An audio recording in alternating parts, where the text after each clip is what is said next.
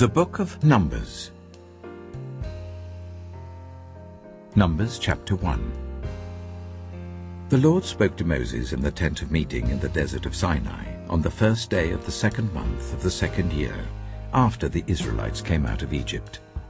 He said, "Take a census of the whole Israelite community by their clans and families, listing every man by name, one by one.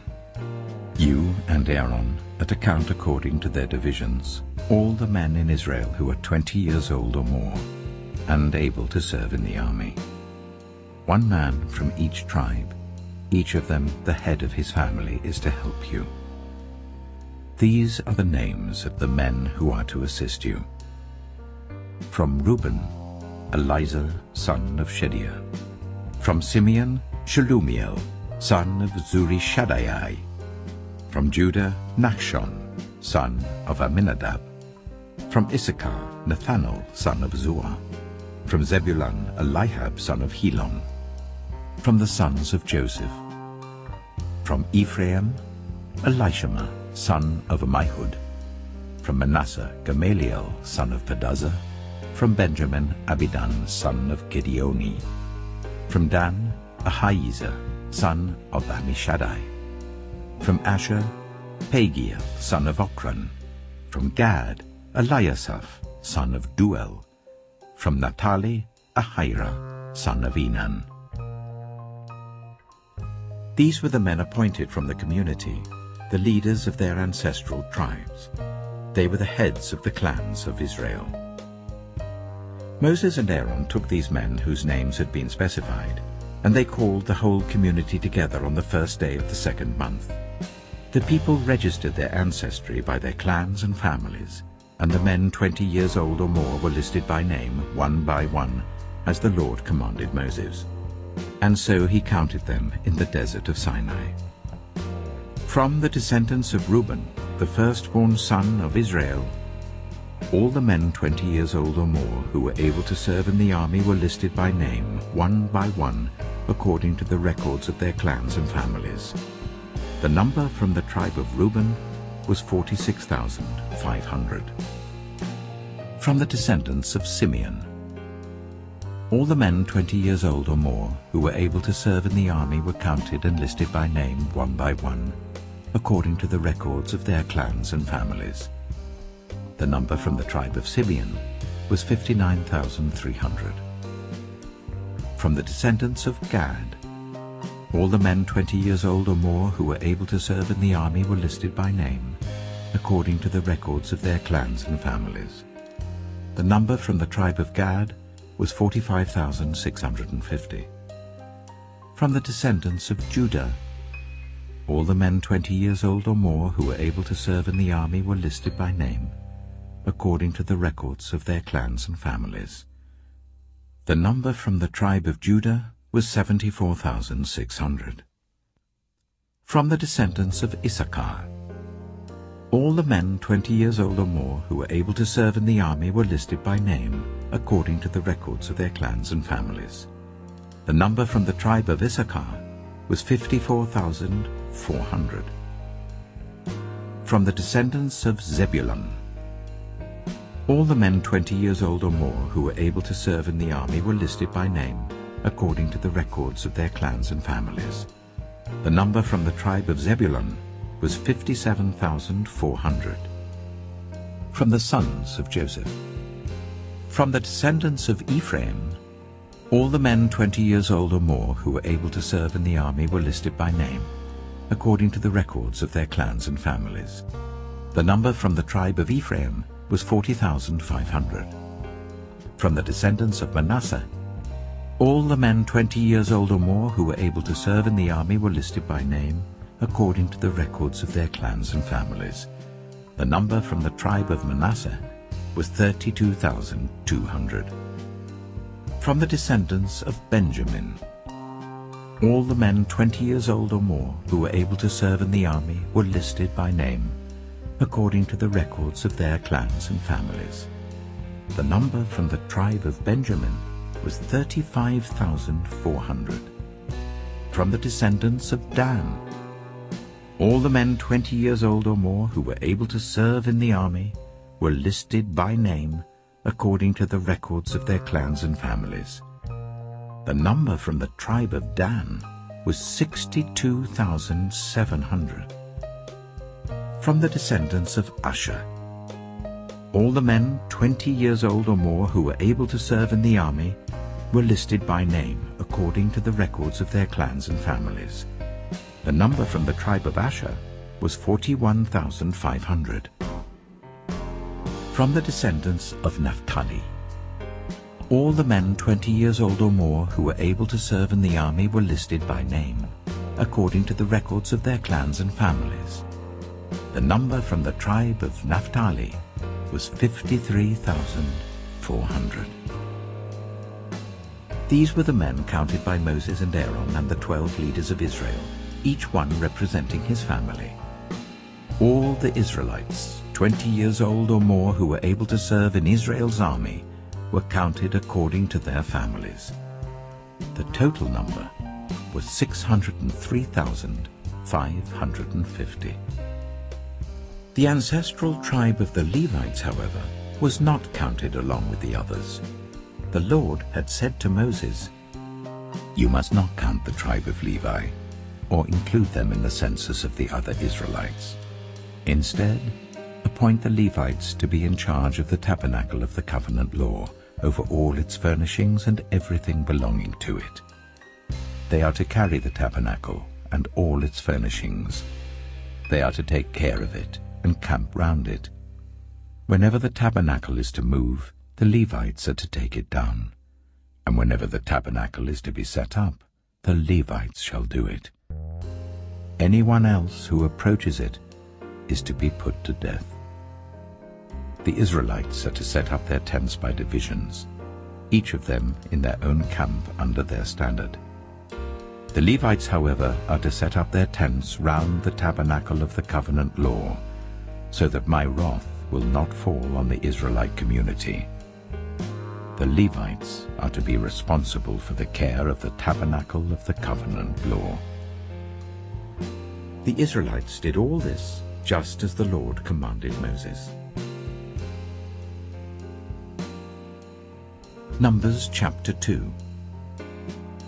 The Lord said to Moses and Aaron, "The Israelites are to camp round the tent of meeting, some distance from it, each of them under their standard and holding the banners of their family.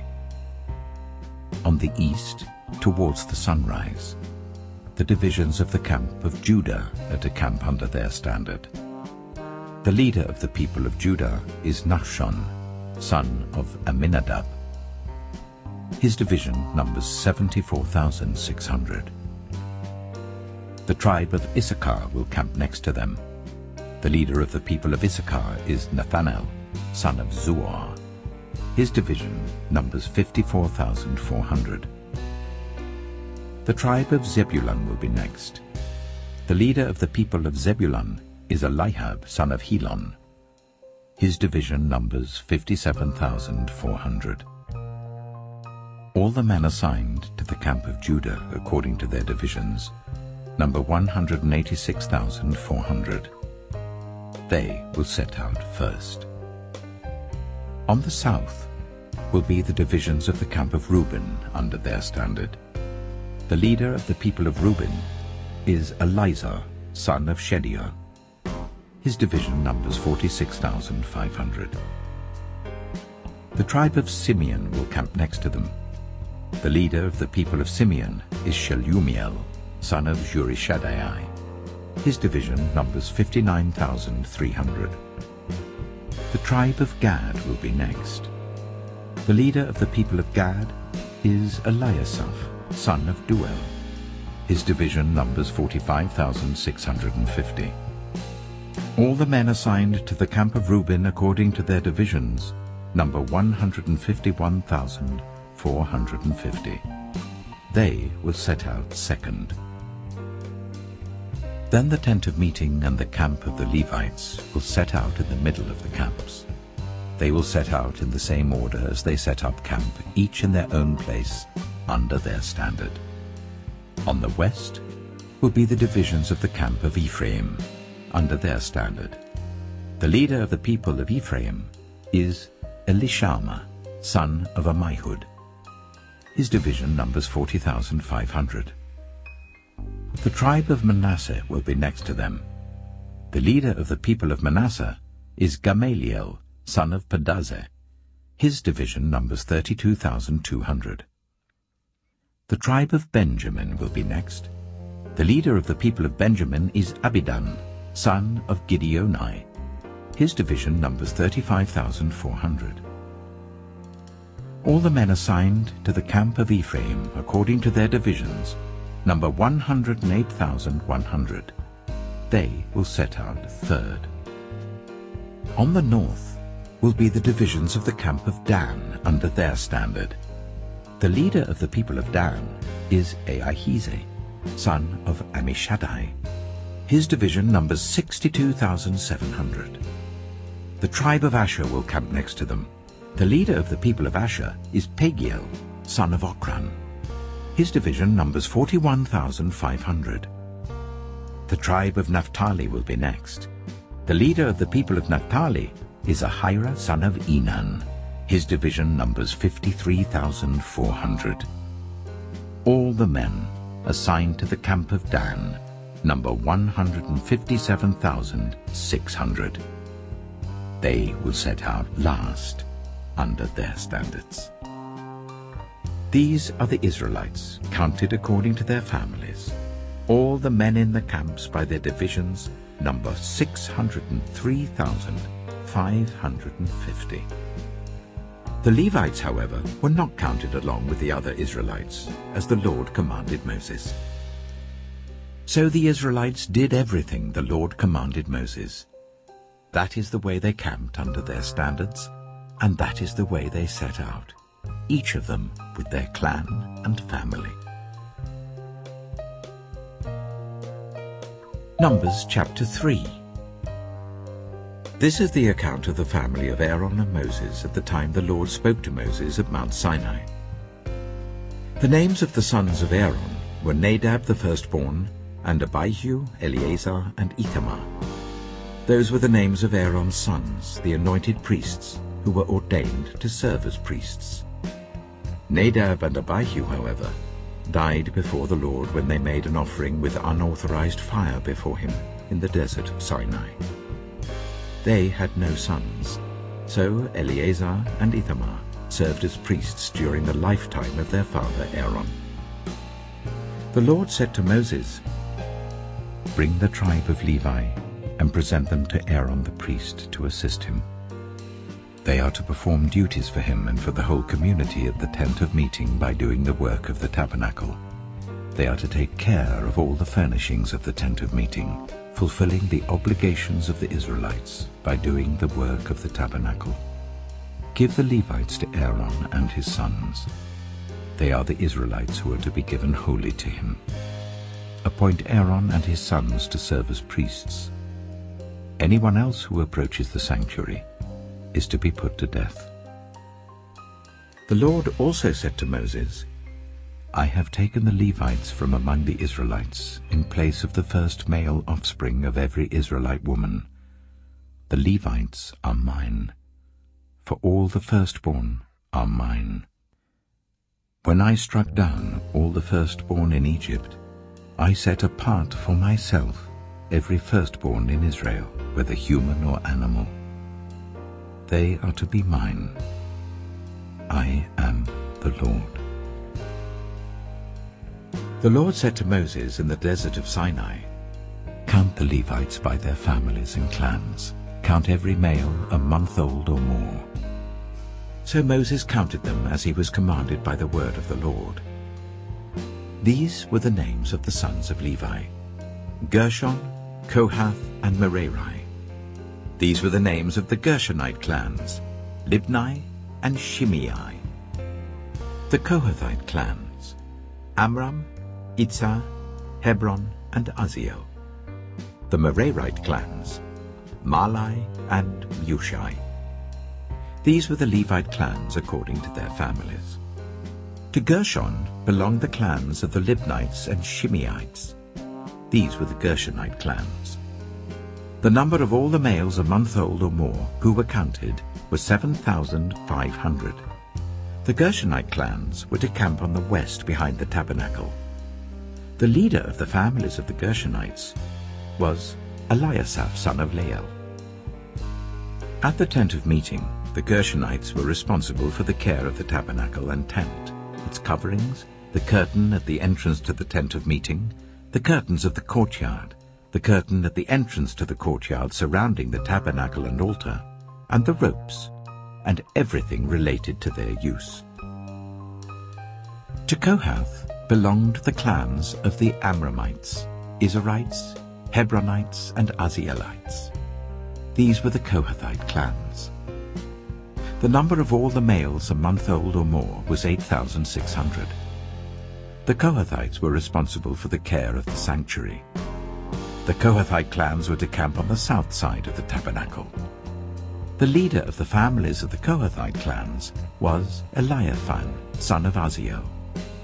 They were responsible for the care of the ark, the table, the lampstand, the altars, the articles of the sanctuary used in ministering, the curtain, and everything related to their use.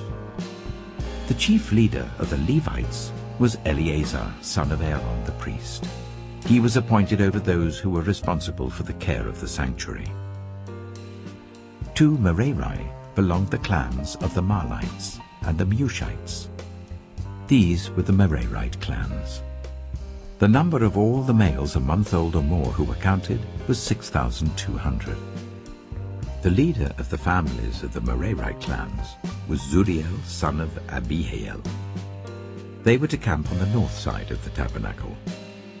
The Merarites were appointed to take care of the frames of the tabernacle, its crossbars, posts, bases, all its equipment, and everything related to their use, as well as the posts of the surrounding courtyard with their bases, tent pegs, and ropes.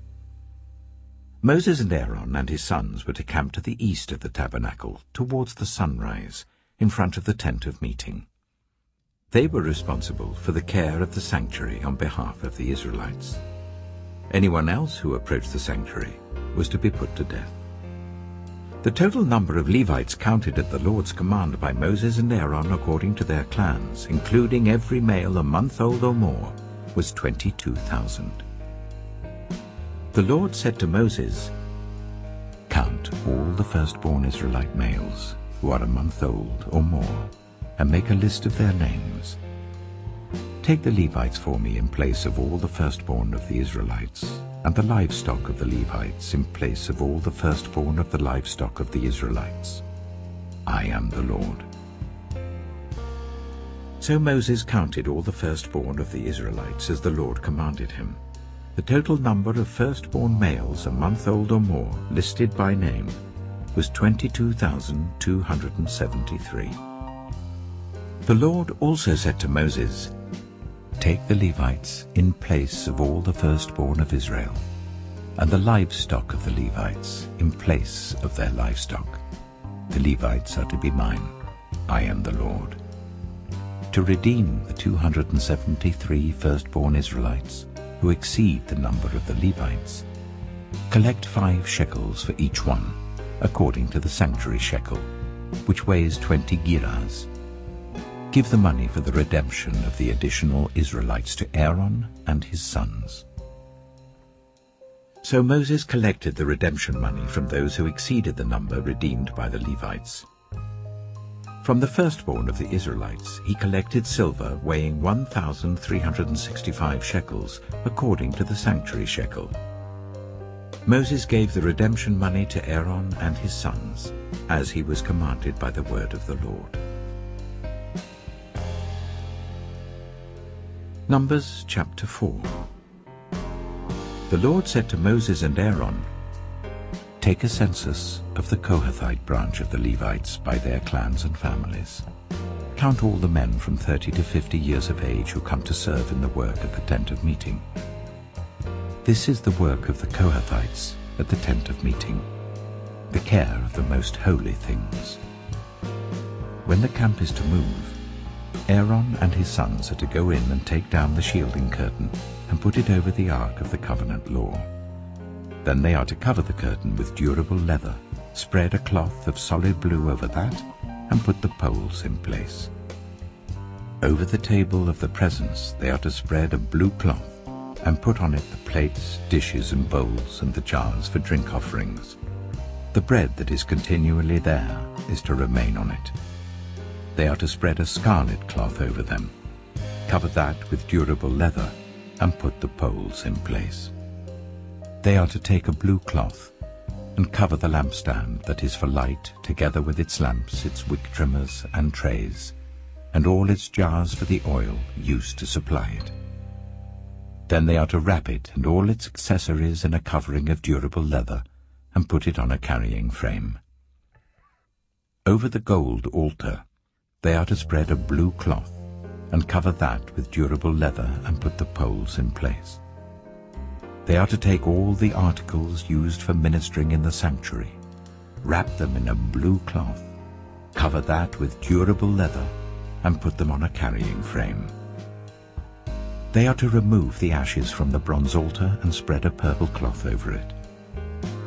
Then they are to place on it all the utensils used for ministering at the altar, including the fire pans, meat forks, shovels, and sprinkling bowls. Over it they are to spread a covering of durable leather and put the poles in place. After Aaron and his sons have finished covering the holy furnishings and all the holy articles, and when the camp is ready to move, only then are the Kohathites to come and do the carrying. But they must not touch the holy things, or they will die. The Kohathites are to carry those things that are in the tent of meeting. Eleazar, son of Aaron the priest, is to have charge of the oil for the light, the fragrant incense, the regular grain offering, and the anointing oil.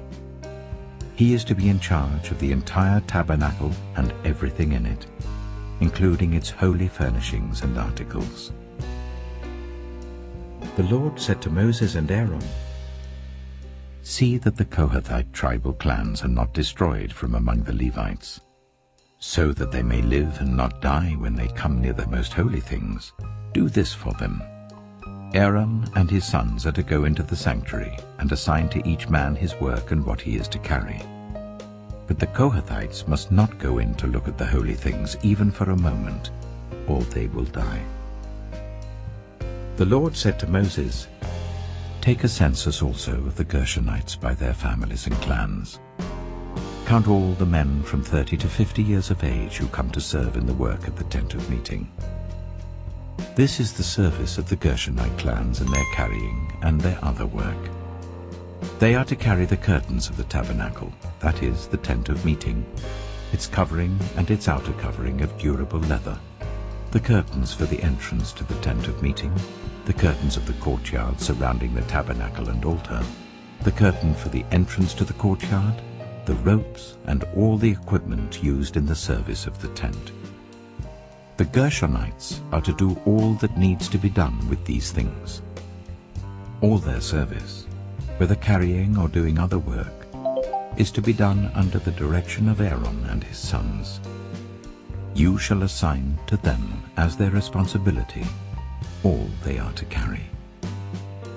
This is the service of the Gershonite clans at the tent of meeting.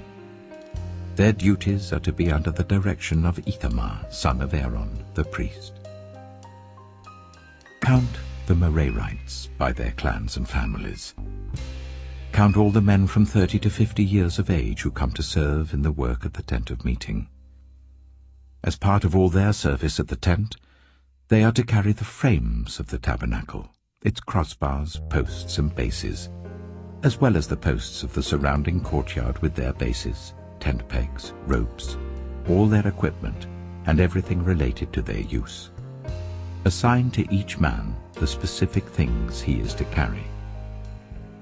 This is the service of the Merarite clans as they work at the tent of meeting, under the direction of Ithamar, son of Aaron, the priest. Moses, Aaron, and the leaders of the community counted the Kohathites by their clans and families. All the men from 30 to 50 years of age who came to serve in the work at the tent of meeting counted by clans, were 2,750. This was the total of all those in the Kohathite clans who served at the tent of meeting. Moses and Aaron counted them according to the Lord's command through Moses. The Gershonites were counted by their clans and families. All the men from 30 to 50 years of age who came to serve in the work at the tent of meeting, counted by their clans and families, were 2,630. This was the total of those in the Gershonite clans who served at the tent of meeting. Moses and Aaron counted them according to the Lord's command. The Merarites were counted by their clans and families. All the men from 30 to 50 years of age who came to serve in the work at the tent of meeting, counted by their clans, were 3,200. This was the total of those in the Merarite clans. Moses and Aaron counted them according to the Lord's command through Moses. So Moses, Aaron, and the leaders of Israel counted all the Levites by their clans and families. All the men from 30 to 50 years of age who came to do the work of serving and carrying the tent of meeting numbered 8,580. At the Lord's command through Moses, each was assigned his work and told what to carry. Thus they were counted as the Lord commanded Moses.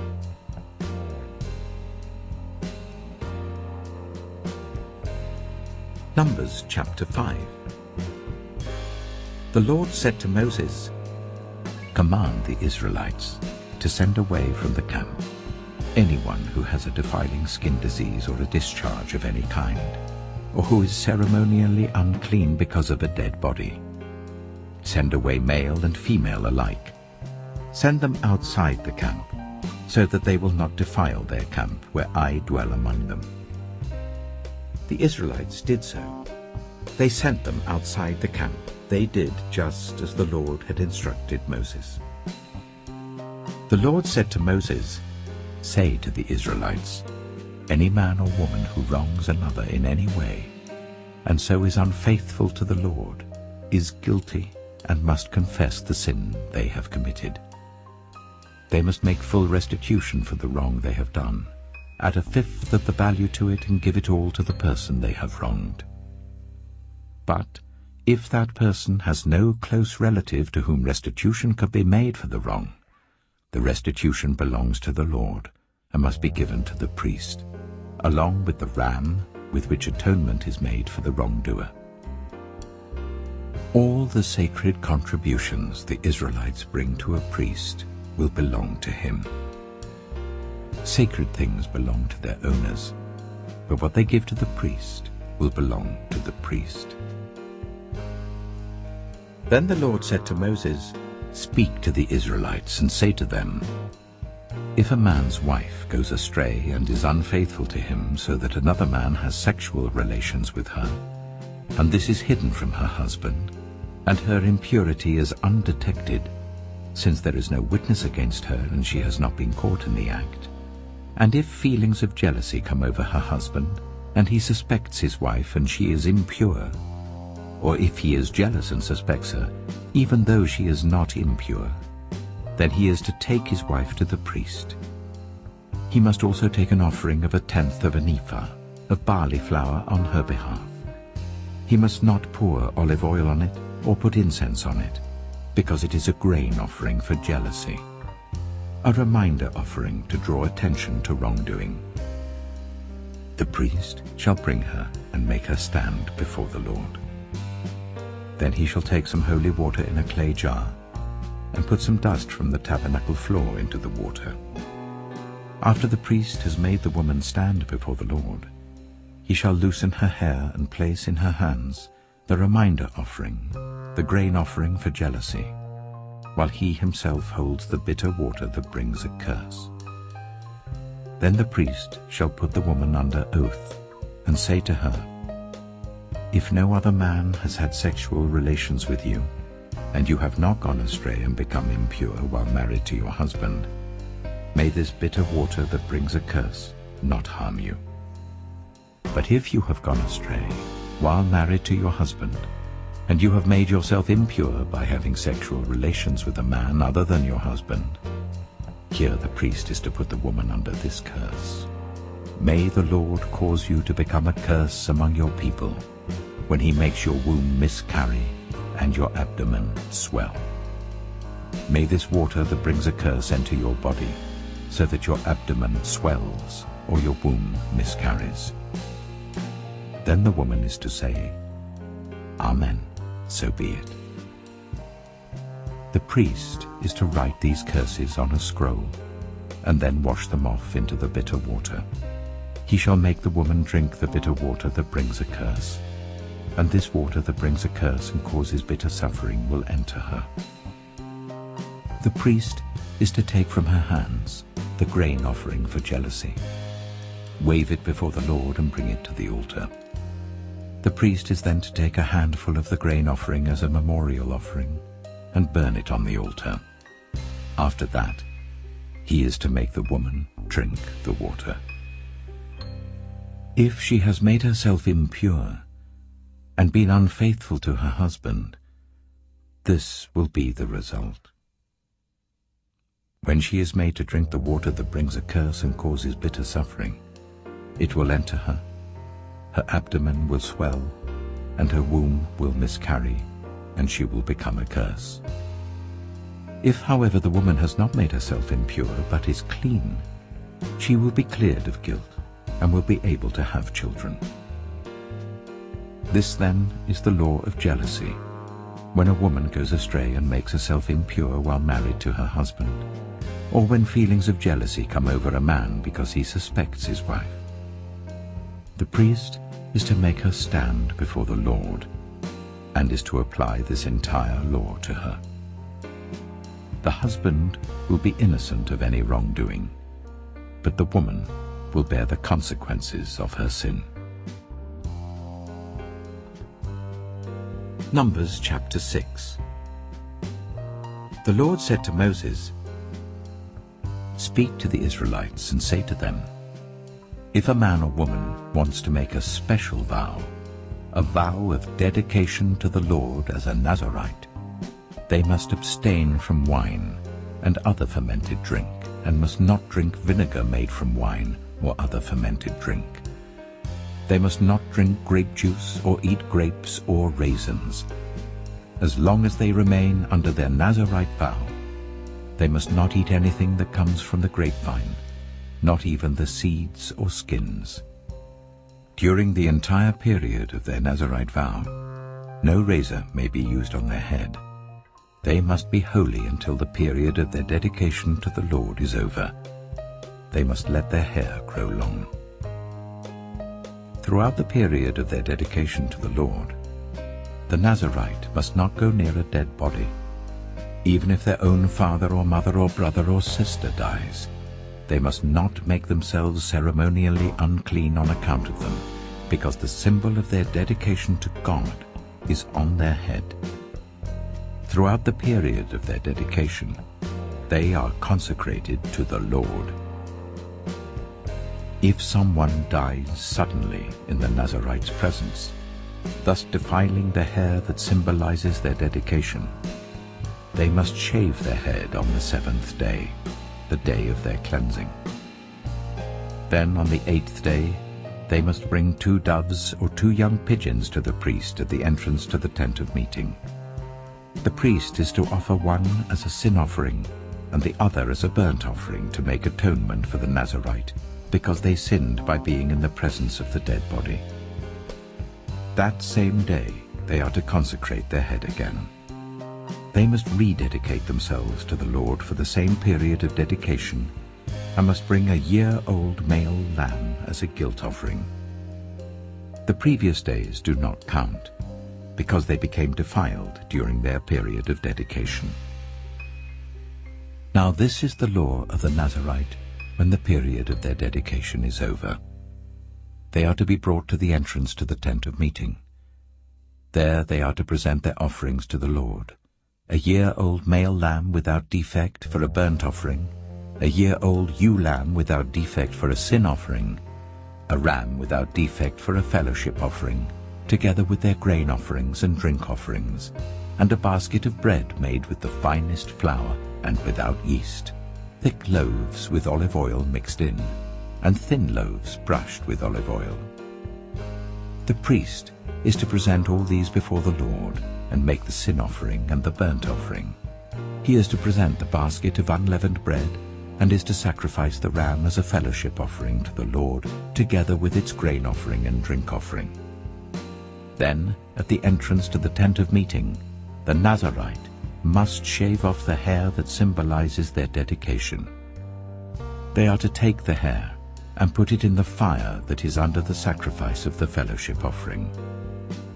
After the Nazirite has shaved off the hair that symbolizes their dedication, the priest is to place in their hands a boiled shoulder of the ram, and one thick loaf and one thin loaf from the basket, both made without yeast.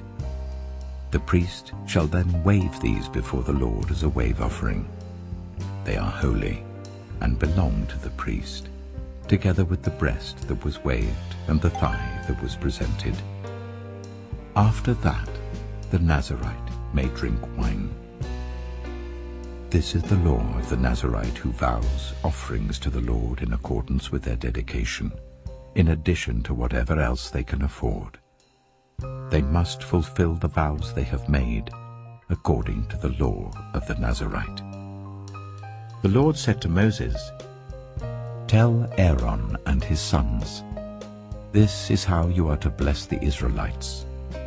Say to them, the Lord bless you and keep you. The Lord make his face shine on you and be gracious to you. The Lord turn his face towards you and give you peace." So they will put my name on the Israelites, and I will bless them. Numbers chapter 7. When Moses finished setting up the tabernacle, he anointed and consecrated it and all its furnishings. He also anointed and consecrated the altar and all its utensils. Then the leaders of Israel, the heads of families who were the tribal leaders in charge of those who were counted, made offerings. They brought as their gifts before the Lord 6 covered carts and 12 oxen, an ox from each leader and a cart from every 2. These they presented before the tabernacle. The Lord said to Moses, "Accept these from them, that they may be used in the work at the tent of meeting. Give them to the Levites as each man's work requires." So Moses took the carts and oxen and gave them to the Levites. He gave 2 carts and 4 oxen to the Gershonites as their work required, and he gave 4 carts and 8 oxen to the Merarites as their work required. They were all under the direction of Ithamar, son of Aaron, the priest. But Moses did not give any to the Kohathites, because they were to carry on their shoulders the holy things for which they were responsible. When the altar was anointed, the leaders brought their offerings for its dedication and presented them before the altar. For the Lord had said to Moses, "Each day 1 leader is to bring his offering for the dedication of the altar." The one who brought his offering on the first day was Nachshon, son of Amminadab, of the tribe of Judah. His offering was 1 silver plate weighing 130 shekels, and 1 silver sprinkling bowl weighing 70 shekels, both according to the sanctuary shekel, each filled with the finest flour mixed with olive oil as a grain offering. 1 gold dish weighing 10 shekels filled with incense, 1 young bull, 1 ram, and 1 male lamb a year old for a burnt offering, 1 male goat for a sin offering, and 2 oxen, 5 rams, 5 male goats, and 5 male lambs a year old to be sacrificed as a fellowship offering. This was the offering of Nachshon, son of Amminadab. On the second day, Nathanael, son of Zuar, the leader of Issachar, brought his offering. The offering he brought was 1 silver plate weighing 130 shekels, and 1 silver sprinkling bowl weighing 70 shekels, both according to the sanctuary shekel, each filled with the finest flour mixed with olive oil as a grain offering. 1 gold dish weighing 10 shekels filled with incense. 1 young bull, 1 ram, and 1 male lamb a year old for a burnt offering. 1 male goat for a sin offering. And 2 oxen, 5 rams, 5 male goats, and 5 male lambs a year old to be sacrificed as a fellowship offering. This was the offering of Nathanael, son of Zuar. On the 3rd day, Eliab, son of Helon, the leader of the people of Zebulun, brought his offering. His offering was 1 silver plate weighing 130 shekels, and 1 silver sprinkling bowl weighing 70 shekels, both according to the sanctuary shekel, each filled with the finest flour mixed with olive oil as a grain offering. 1 gold dish weighing 10 shekels, filled with incense. 1 young bull, 1 ram, and 1 male lamb a year old for a burnt offering. 1 male goat for a sin offering, and 2 oxen, 5 rams, 5 male goats, and 5 male lambs a year old to be sacrificed as a fellowship offering. This was the offering of Eliab, son of Helon. On the 4th day, Elizur, son of Shedeur, the leader of the people of Reuben, brought his offering.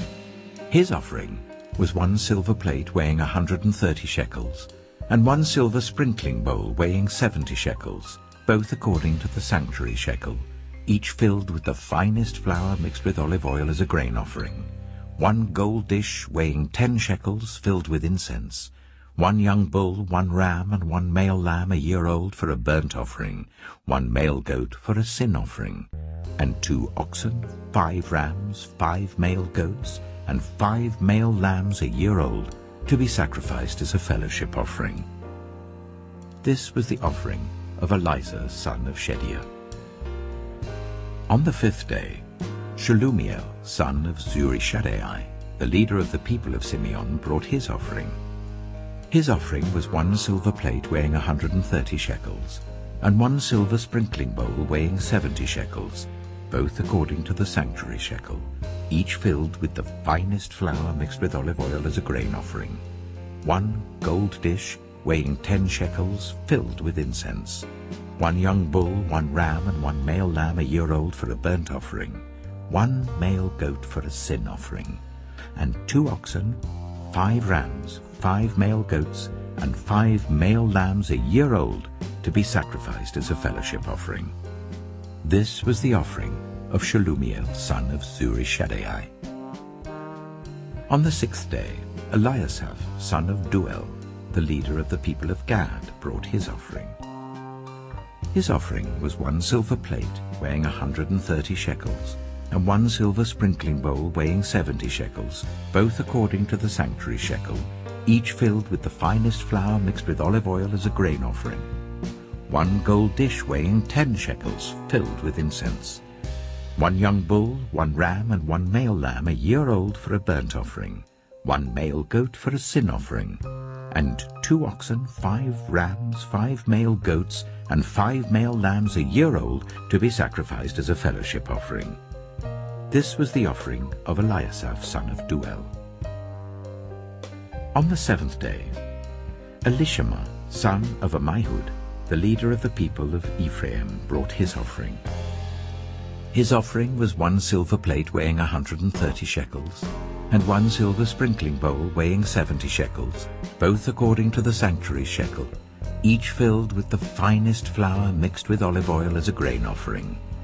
1 gold dish weighing 10 shekels filled with incense. 1 young bull, 1 ram, and 1 male lamb a year old for a burnt offering. 1 male goat for a sin offering. And 2 oxen, 5 rams, 5 male goats, and 5 male lambs a year old to be sacrificed as a fellowship offering. This was the offering of Elishama, son of Ammihud. On the 8th day, Gamaliel, son of Pedazur, the leader of the people of Manasseh, brought his offering. His offering was 1 silver plate weighing 130 shekels, and 1 silver sprinkling bowl weighing 70 shekels, both according to the sanctuary shekel, each filled with the finest flour mixed with olive oil as a grain offering. 1 gold dish weighing 10 shekels filled with incense. one young bull, one ram, and one male lamb a year old for a burnt offering, one male goat for a sin offering, and 2 oxen, 5 rams, 5 male goats, and 5 male lambs a year old, to be sacrificed as a fellowship offering. This was the offering of Gamaliel, son of Pedazur. On the 9th day, Abidan, son of Gideoni, the leader of the people of Benjamin, brought his offering. His offering was 1 silver plate weighing 130 shekels, and 1 silver sprinkling bowl weighing 70 shekels, both according to the sanctuary shekel, each filled with the finest flour mixed with olive oil as a grain offering. 1 gold dish weighing 10 shekels, filled with incense, 1 young bull, 1 ram, and 1 male lamb a year old for a burnt offering, 1 male goat for a sin offering, and 2 oxen, 5 rams, 5 male goats, and 5 male lambs a year old, to be sacrificed as a fellowship offering. This was the offering of Abidan, son of Gideoni. On the 10th day, Ahiezer, son of Ammishaddai, the leader of the people of Dan, brought his offering. His offering was 1 silver plate weighing 130 shekels, and 1 silver sprinkling bowl weighing 70 shekels, both according to the sanctuary shekel, each filled with the finest flour mixed with olive oil as a grain offering. 1 gold dish weighing 10 shekels, filled with incense. 1 young bull, 1 ram, and 1 male lamb a year old for a burnt offering. 1 male goat for a sin offering, and 2 oxen, 5 rams, 5 male goats, and 5 male lambs a year old, to be sacrificed as a fellowship offering. This was the offering of Ahiezer, son of Ammishaddai. On the 11th day, Pagiel, son of Ochran, the leader of the people of Asher, brought his offering. His offering was 1 silver plate weighing 130 shekels, and 1 silver sprinkling bowl weighing 70 shekels, both according to the sanctuary shekel, each filled with the finest flour, mixed with olive oil as a grain offering. 1 gold dish weighing 10 shekels, filled with incense. 1 young bull, 1 ram, and 1 male lamb a year old for a burnt offering. 1 male goat for a sin offering, and 2 oxen, 5 rams, 5 male goats, and 5 male lambs a year old, to be sacrificed as a fellowship offering. This was the offering of Pagiel, son of Ochran. On the 12th day, Ahira, son of Enan, the leader of the people of Naphtali, brought his offering. His offering was 1 silver plate weighing 130 shekels, and 1 silver sprinkling bowl weighing 70 shekels, both according to the sanctuary shekel, each filled with the finest flour mixed with olive oil as a grain offering. 1 gold dish weighing 10 shekels, filled with incense. 1 young bull, 1 ram, and 1 male lamb a year old for a burnt offering. 1 male goat for a sin offering, and 2 oxen, 5 rams, 5 male goats, and 5 male lambs a year old, to be sacrificed as a fellowship offering. This was the offering of Ahira, son of Enan. These were the offerings of the Israelite leaders for the dedication of the altar when it was anointed: 12 silver plates, 12 silver sprinkling bowls, and 12 gold dishes. Each silver plate weighed 130 shekels, and each sprinkling bowl 70 shekels. Altogether, the silver dishes weighed 2,400 shekels according to the sanctuary shekel. The 12 gold dishes, filled with incense, weighed 10 shekels each, according to the sanctuary shekel. Altogether, the gold dishes weighed 120 shekels. The total number of animals for the burnt offering came to 12 young bulls, 12 rams, and 12 male lambs a year old, together with their grain offering. 12 male goats were used for the sin offering. The total number of animals for the sacrifice of the fellowship offering came to 24 oxen, 60 rams, 60 male goats, and 60 male lambs a year old.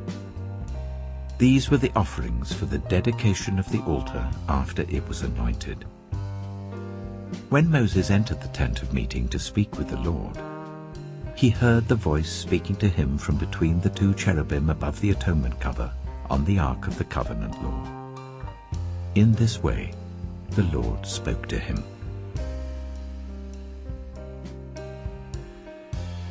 Numbers chapter 8.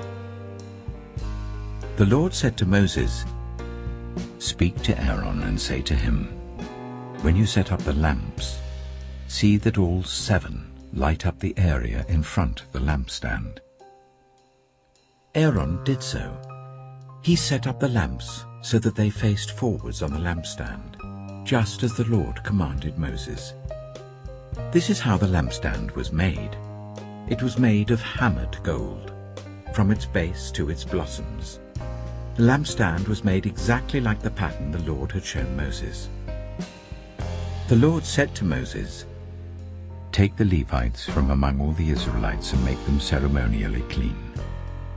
To purify them, do this: sprinkle the water of cleansing on them, then make them shave their whole bodies and wash their clothes, and so they will purify themselves. Make them take a young bull with its grain offering of the finest flour mixed with olive oil. Then you are to take a second young bull for a sin offering. Bring the Levites to the front of the tent of meeting and assemble the whole Israelite community. You are to bring the Levites before the Lord, and the Israelites are to lay their hands on them.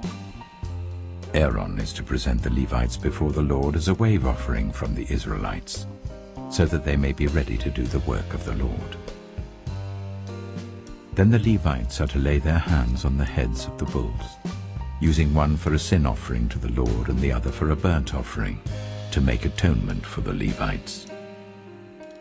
Make the Levites stand in front of Aaron and his sons, and then present them as a wave offering to the Lord. In this way you are to set the Levites apart from the other Israelites, and the Levites will be mine.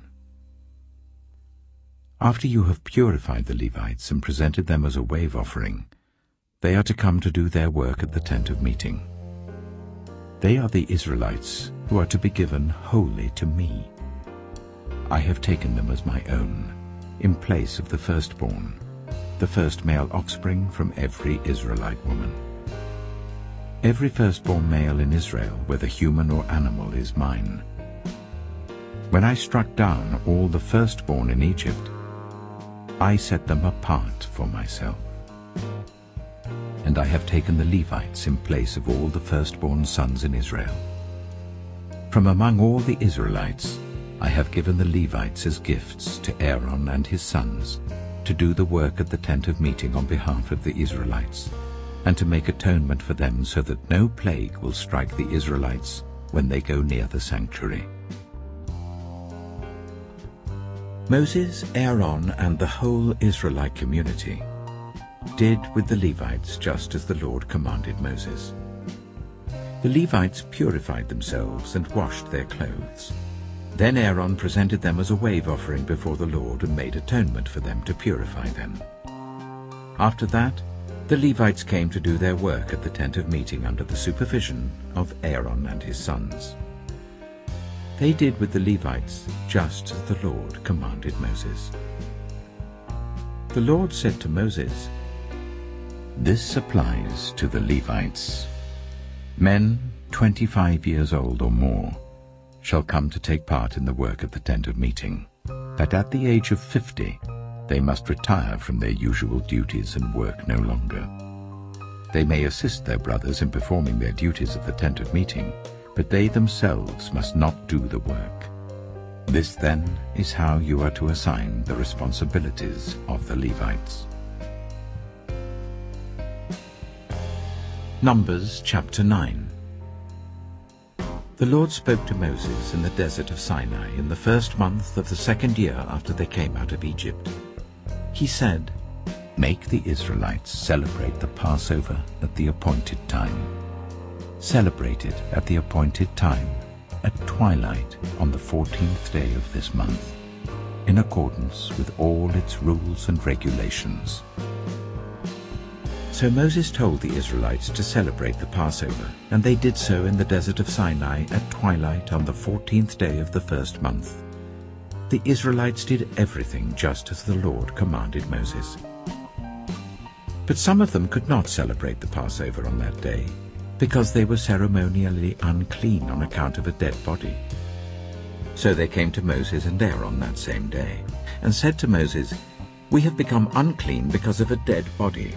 But why should we be kept from presenting the Lord's offering with the other Israelites at the appointed time?" Moses answered them, "Wait until I find out what the Lord commands concerning you." Then the Lord said to Moses, "Tell the Israelites, when any of you or your descendants are unclean because of a dead body, or are away on a journey, they are still to celebrate the Lord's Passover. But they are to do it on the 14th day of the second month at twilight. They are to eat the lamb together with unleavened bread and bitter herbs. They must not leave any of it till morning or break any of its bones. When they celebrate the Passover, they must follow all the regulations. But if anyone who is ceremonially clean and not on a journey fails to celebrate the Passover, they must be cut off from their people for not presenting the Lord's offering at the appointed time. They will bear the consequences of their sin. A foreigner residing among you is also to celebrate the Lord's Passover in accordance with its rules and regulations. You must have the same regulations for both the foreigner and the native-born. On the day the tabernacle, the tent of the covenant law, was set up, the cloud covered it. From evening till morning the cloud above the tabernacle looked like fire. That is how it continued to be. The cloud covered it, and at night it looked like fire. Whenever the cloud lifted from above the tent, the Israelites set out. Wherever the cloud settled, the Israelites set up camp. At the Lord's command, the Israelites set out, and at his command they set up camp. As long as the cloud stayed over the tabernacle, they remained in camp. When the cloud remained over the tabernacle a long time, the Israelites obeyed the Lord's order and did not set out. Sometimes the cloud was over the tabernacle for only a few days. At the Lord's command they would set up camp, and then at his command they would set out. Sometimes the cloud stayed only from evening till morning, and when it lifted in the morning they set out. Whether by day or by night, whenever the cloud lifted, they set out. Whether the cloud stayed over the tabernacle for 2 days, or a month, or a year, the Israelites would remain in camp and not set out. But when it lifted, they would set out. At the Lord's command they set up camp, and at the Lord's command they set out. They obeyed the Lord's order in accordance with his command through Moses. Numbers chapter 10. The Lord said to Moses, "Make 2 trumpets of hammered silver, and use them for calling the community together and for the camps to set out. When both are sounded, the whole community is to assemble before you at the entrance to the tent of meeting. If only one is sounded, the leaders, the heads of the clans of Israel, are to assemble before you. When a trumpet blast is sounded, the tribes camping on the east are to set out. At the sounding of a second blast, the camps on the south are to set out. The blast will be the signal for setting out. To gather the assembly, blow the trumpets, but not with the signal for setting out. The sons of Aaron, the priests, are to blow the trumpets. This is to be a lasting ordinance for you and the generations to come. When you go into battle in your own land against an enemy who is oppressing you, sound a blast on the trumpets. Then you will be remembered by the Lord your God and rescued from your enemies. Also at your times of rejoicing, your appointed festivals and new moon feasts, you are to sound the trumpets over your burnt offerings and fellowship offerings, and they will be a memorial for you before your God. I am the Lord your God." On the 20th day of the second month of the second year, The cloud lifted from above the tabernacle of the covenant law. Then the Israelites set out from the desert of Sinai and traveled from place to place until the cloud came to rest in the desert of Paran. They set out this first time at the Lord's command through Moses. The divisions of the camp of Judah went first, under their standard. Nachshon, son of Amminadab, was in command.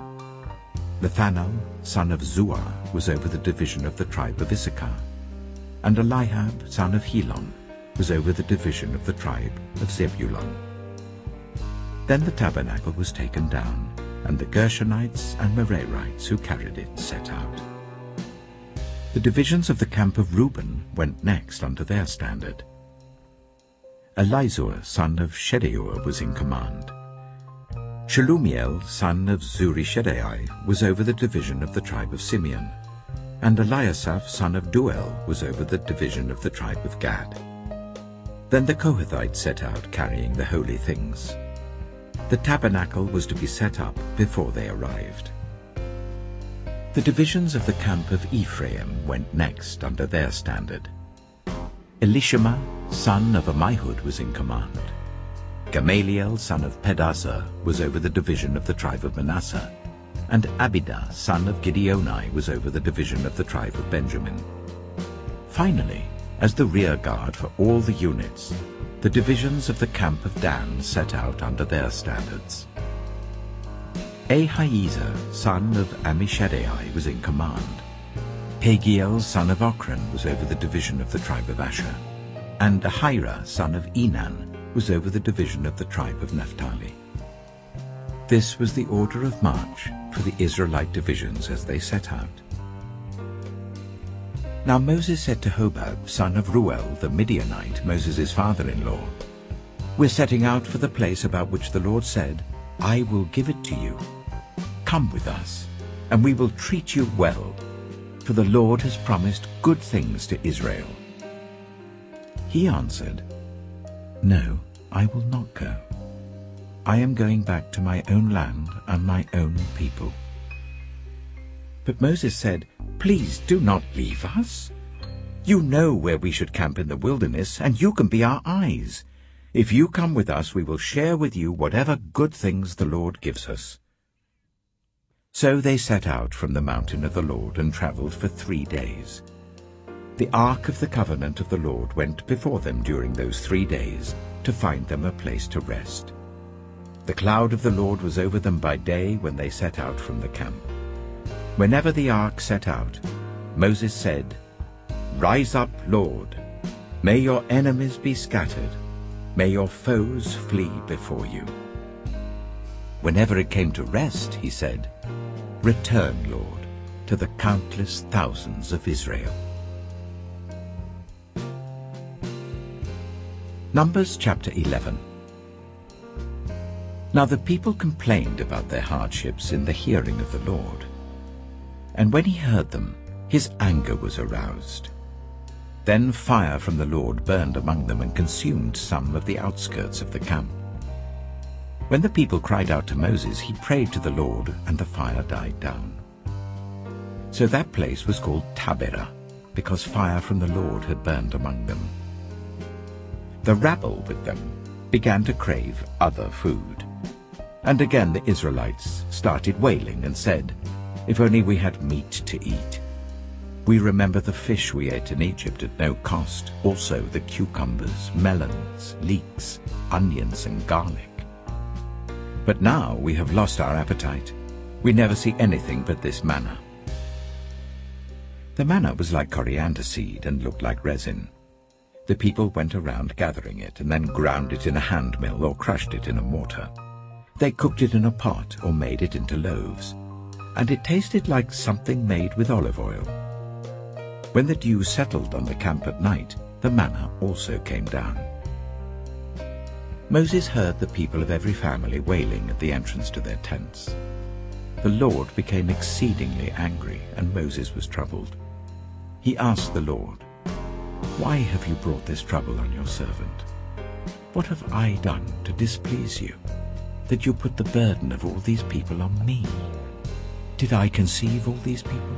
Did I give them birth? Why do you tell me to carry them in my arms as a nurse carries an infant to the land you promised on oath to their ancestors? Where can I get meat for all these people? They keep wailing to me, 'Give us meat to eat.' I cannot carry all these people by myself. The burden is too heavy for me. If this is how you are going to treat me, please go ahead and kill me right now, if I have found favor in your eyes. And do not let me face my own ruin."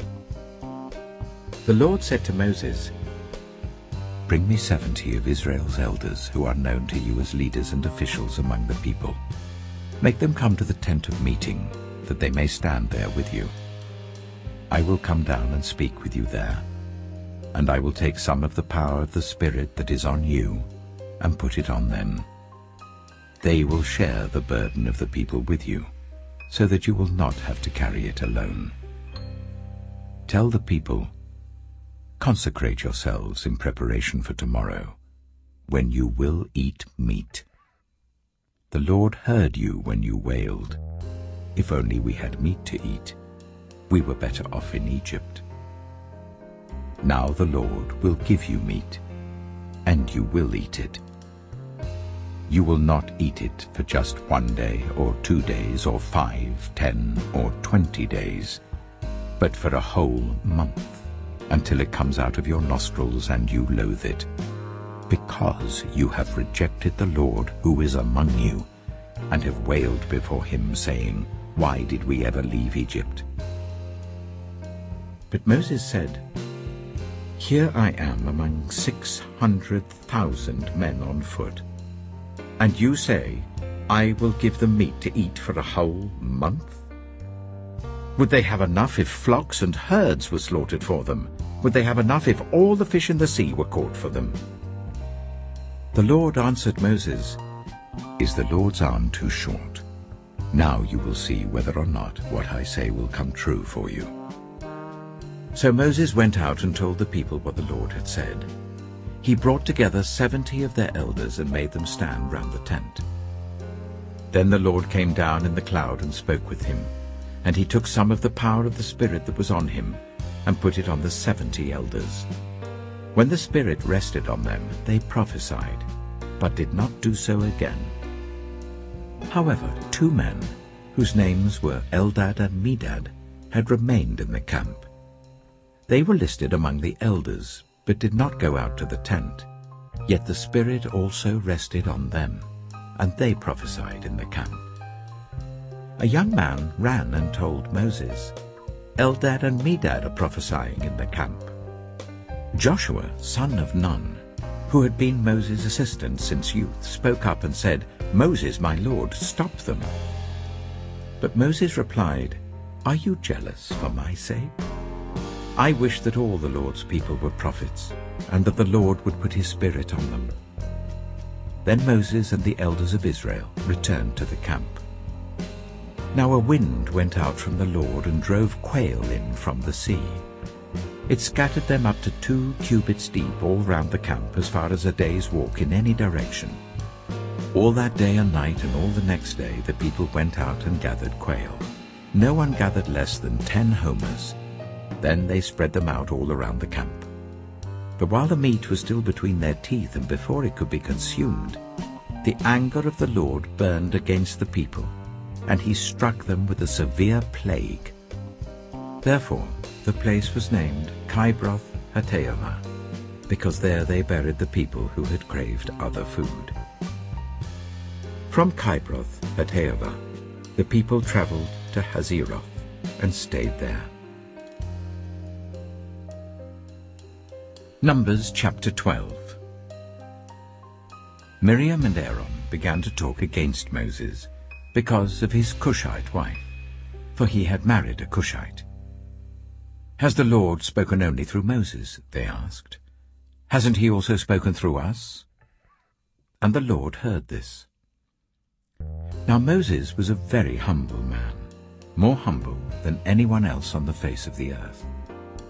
At once the Lord said to Moses, Aaron, and Miriam, "Come out to the tent of meeting, all 3 of you." So the 3 of them went out. Then the Lord came down in a pillar of cloud, he stood at the entrance to the tent and summoned Aaron and Miriam. When the two of them stepped forward, he said, "Listen to my words. When there is a prophet among you, I, the Lord, reveal myself to them in visions. I speak to them in dreams. But this is not true of my servant Moses. He is faithful in all my house. With him I speak face to face, clearly, and not in riddles. He sees the form of the Lord. Why then were you not afraid to speak against my servant Moses?" The anger of the Lord burned against them, and he left them. When the cloud lifted from above the tent, Miriam's skin was leprous. It became as white as snow. Aaron turned towards her and saw that she had a defiling skin disease, and he said to Moses, "Please, my lord, I ask you not to hold against us the sin we have so foolishly committed. Do not let her be like a stillborn infant coming from its mother's womb, with its flesh half eaten away." So Moses cried out to the Lord, "Please, God, heal her." The Lord replied to Moses, "If her father had spat in her face, would she not have been in disgrace for 7 days? Confine her outside the camp for 7 days. After that, she can be brought back." So Miriam was confined outside the camp for 7 days, and the people did not move on till she was brought back. After that, the people left Hazeroth and camped in the desert of Paran. Numbers chapter 13. The Lord said to Moses, "Send some men to explore the land of Canaan, which I am giving to the Israelites. From each ancestral tribe send one of its leaders." So at the Lord's command, Moses sent them out from the desert of Paran. All of them were leaders of the Israelites. These are their names. From the tribe of Reuben, Shammua, son of Zakkar. From the tribe of Simeon, Shaphat, son of Hori. From the tribe of Judah, Caleb, son of Jephunneh. From the tribe of Issachar, Igal, son of Joseph. From the tribe of Ephraim, Hoshea, son of Nun. From the tribe of Benjamin, Paltai, son of Raphu. From the tribe of Zebulun, Gadiel, son of Sodai. From the tribe of Manasseh, a tribe of Joseph, Gadai, son of Suzai. From the tribe of Dan, Amiel, son of Gemalai. From the tribe of Asher, Sethur, son of Michael. From the tribe of Naphtali, Nabai, son of Vusai. From the tribe of Gad, Geuel, son of Machai. These are the names of the men Moses sent to explore the land. Moses gave Hoshea, son of Nun, the name Joshua. When Moses sent them to explore Canaan, he said, "Go up through the Negev and on into the hill country. See what the land is like and whether the people who live there are strong or weak, few or many. What kind of land do they live in? Is it good or bad? What kind of towns do they live in? Are they unwalled or fortified? How is the soil? Is it fertile or poor? Are there trees in it or not? Do your best to bring back some of the fruit of the land." It was the season for the first ripe grapes. So they went up and explored the land from the desert of Zin as far as Rehob, towards Lebo-Hamath. They went up through the Negev and came to Hebron, where Ahiman, Sheshai, and Talmai, the descendants of Anak, lived. Hebron had been built 7 years before Zoan in Egypt. When they reached the valley of Eshcol, they cut off a branch bearing a single cluster of grapes. 2 of them carried it on a pole between them, along with some pomegranates and figs. That place was called the Valley of Eshcol, because of the cluster of grapes the Israelites cut off there. At the end of 40 days they returned from exploring the land. They came back to Moses and Aaron and the whole Israelite community at Kadesh in the desert of Paran. There they reported to them and to the whole assembly and showed them the fruit of the land. They gave Moses this account: "We went into the land to which you sent us, and it does flow with milk and honey. Here is its fruit. But the people who live there are powerful, and the cities are fortified and very large. We even saw descendants of Anak there. The Amalekites live in the Negev. The Hittites, Jebusites, and Amorites live in the hill country, and the Canaanites live near the sea and along the Jordan." Then Caleb silenced the people before Moses and said, "We should go up and take possession of the land, for we can certainly do it." But the men who had gone up with him said, "We can't attack those people. They are stronger than we are." And they spread among the Israelites a bad report about the land they had explored. They said, "The land we explored devours those living in it. All the people we saw there are of great size. We saw the Nephilim there. The descendants of Anak come from the Nephilim. We seemed like grasshoppers in our own eyes, and we looked the same to them." Numbers chapter 14. That night, all the members of the community raised their voices and wept aloud. All the Israelites grumbled against Moses and Aaron, and the whole assembly said to them, "If only we had died in Egypt or in this wilderness. Why is the Lord bringing us to this land only to let us fall by the sword? Our wives and children will be taken as plunder. Wouldn't it be better for us to go back to Egypt?" And they said to each other, "We should choose a leader and go back to Egypt."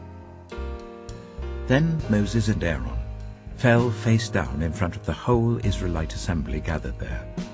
Joshua, son of Nun, and Caleb, son of Jephunneh, who were among those who had explored the land, tore their clothes, and said to the entire Israelite assembly, "The land we passed through and explored is exceedingly good. If the Lord is pleased with us, he will lead us into that land, a land flowing with milk and honey, and will give it to us. Only do not rebel against the Lord. And do not be afraid of the people of the land, because we will devour them. Their protection is gone, but the Lord is with us.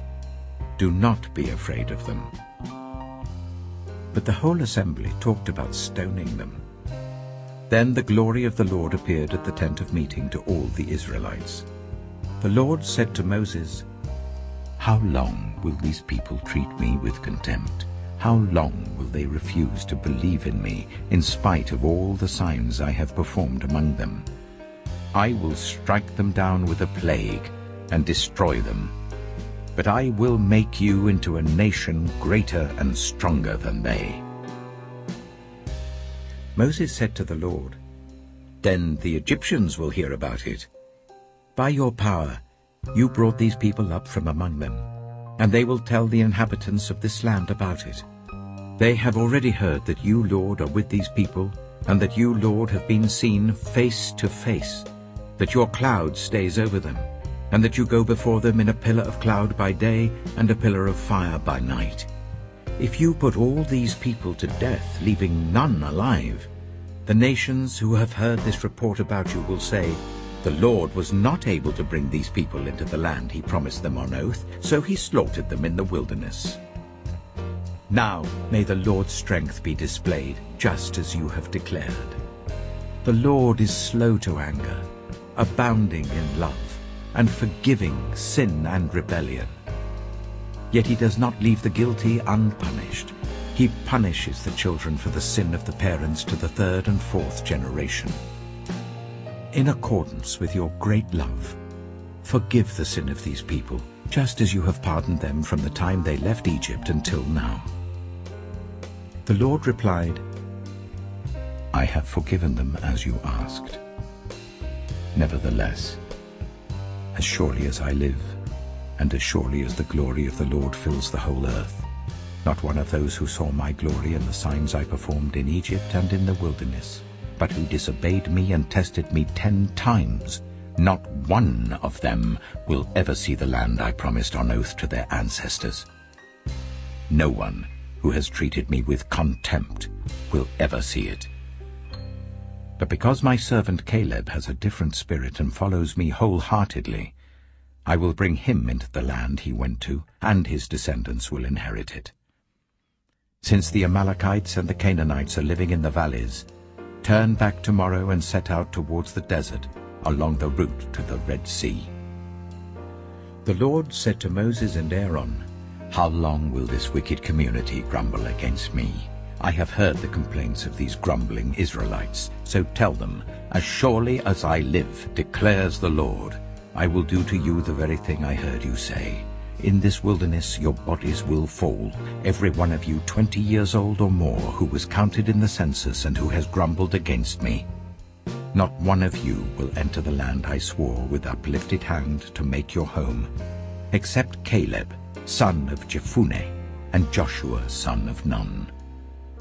As for your children that you said would be taken as plunder, I will bring them in to enjoy the land you have rejected. But you, your bodies will fall in this wilderness.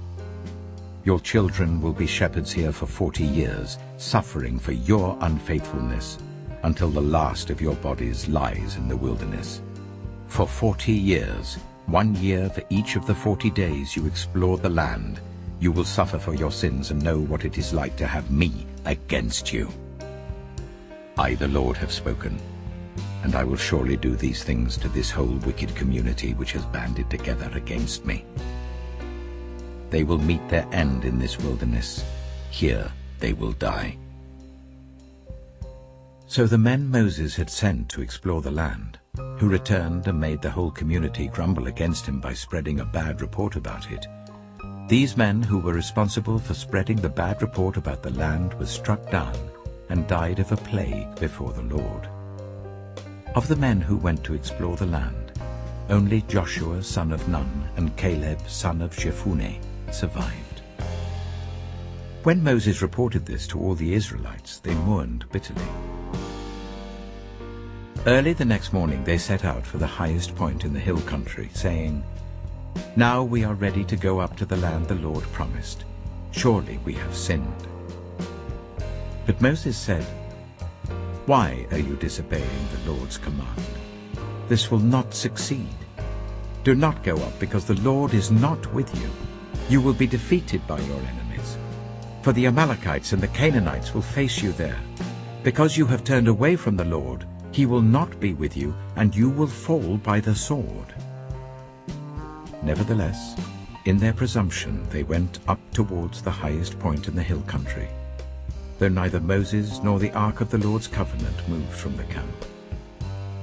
Then the Amalekites and the Canaanites who lived in that hill country came down and attacked them and beat them down all the way to Hormah. Numbers chapter 15. The Lord said to Moses, "Speak to the Israelites and say to them, after you enter the land I am giving you as a home, and you present to the Lord food offerings from the herd or the flock, as an aroma pleasing to the Lord, whether burnt offerings or sacrifices, for special vows or free will offerings or festival offerings, then the person who brings an offering shall present to the Lord a grain offering of 1/10 of an ephah of the finest flour, mixed with 1/4 of a hin of olive oil. With each lamb for the burnt offering or the sacrifice, prepare 1/4 of a hin of wine as a drink offering.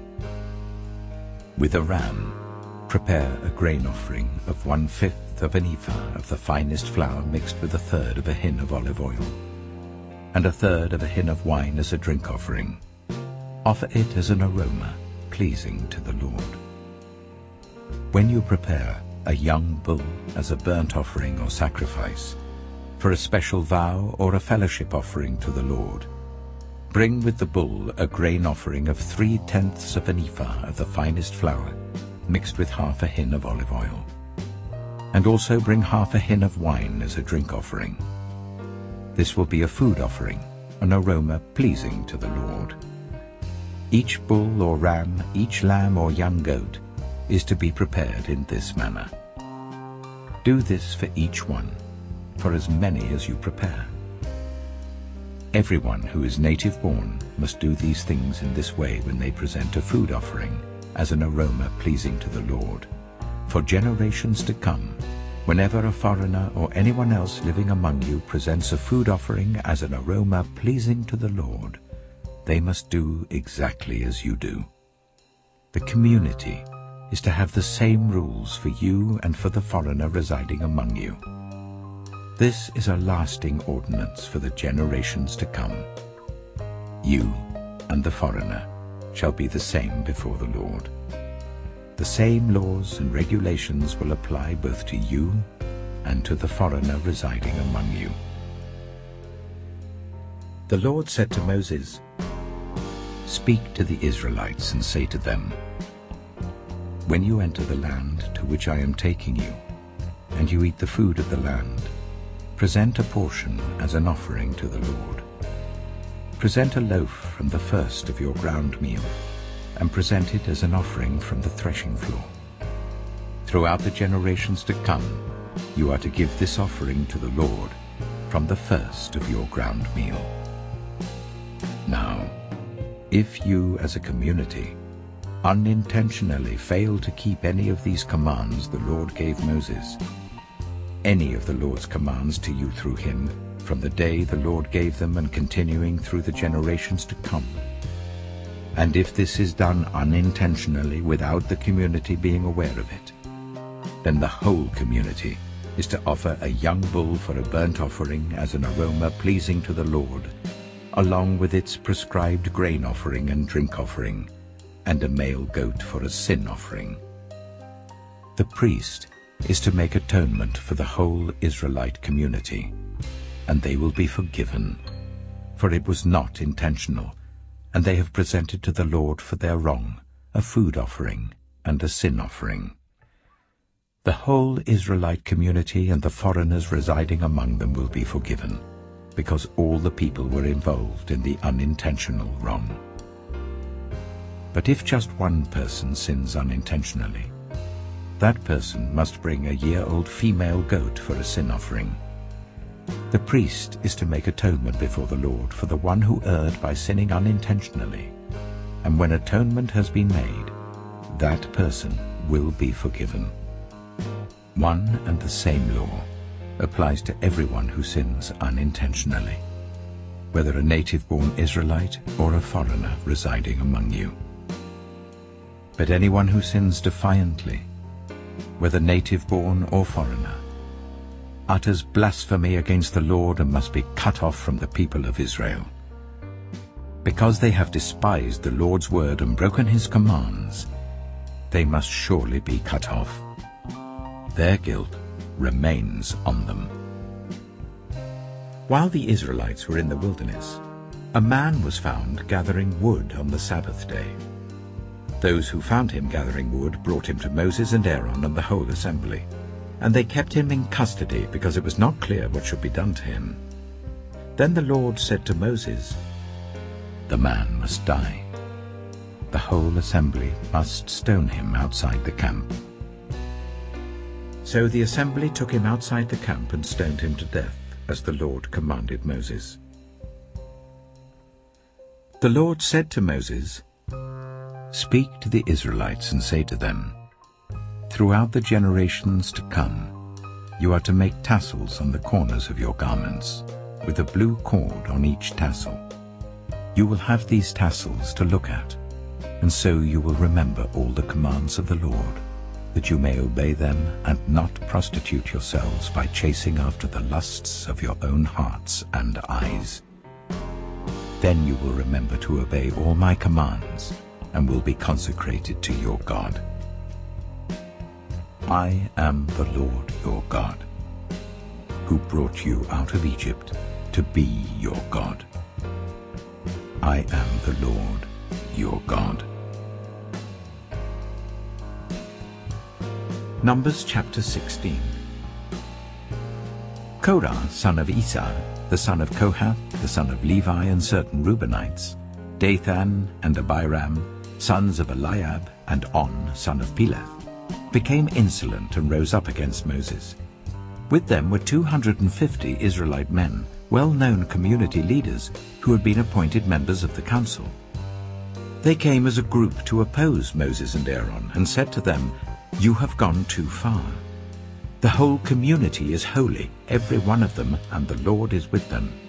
Why then do you set yourselves above the Lord's assembly?" When Moses heard this, he fell face down. Then he said to Korah and all his followers, "In the morning the Lord will show who belongs to him and who is holy, and he will make that person come near him. The man he chooses he will cause to come near him. You, Korah, and all your followers are to do this. Take censers, and tomorrow put burning coals and incense in them before the Lord. The man the Lord chooses will be the one who is holy. You Levites have gone too far." Moses also said to Korah, "Now listen, you Levites. Isn't it enough for you that the God of Israel has separated you from the rest of the Israelite community and brought you near himself to do the work at the Lord's tabernacle and to stand before the community and minister to them? He has brought you and all your fellow Levites near himself, but now you are trying to get the priesthood too. It is against the Lord that you and all your followers have banded together. Who is Aaron that you should grumble against him?" Then Moses summoned Dathan and Abiram, the sons of Eliab. But they said, "We will not come. Isn't it enough that you have brought us up out of a land flowing with milk and honey to kill us in the wilderness? And now you also want to lord it over us? Moreover, you haven't brought us into a land flowing with milk and honey, or given us an inheritance of fields and vineyards. Do you want to treat these men like slaves? No, we will not come." Then Moses became very angry and said to the Lord, "Do not accept their offering. I have not taken so much as a donkey from them, nor have I wronged any of them."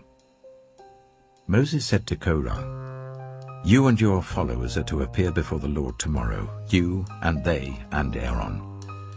Each man is to take his censer and put incense in it, 250 censers in all, and present it before the Lord. You and Aaron are to present your censers also."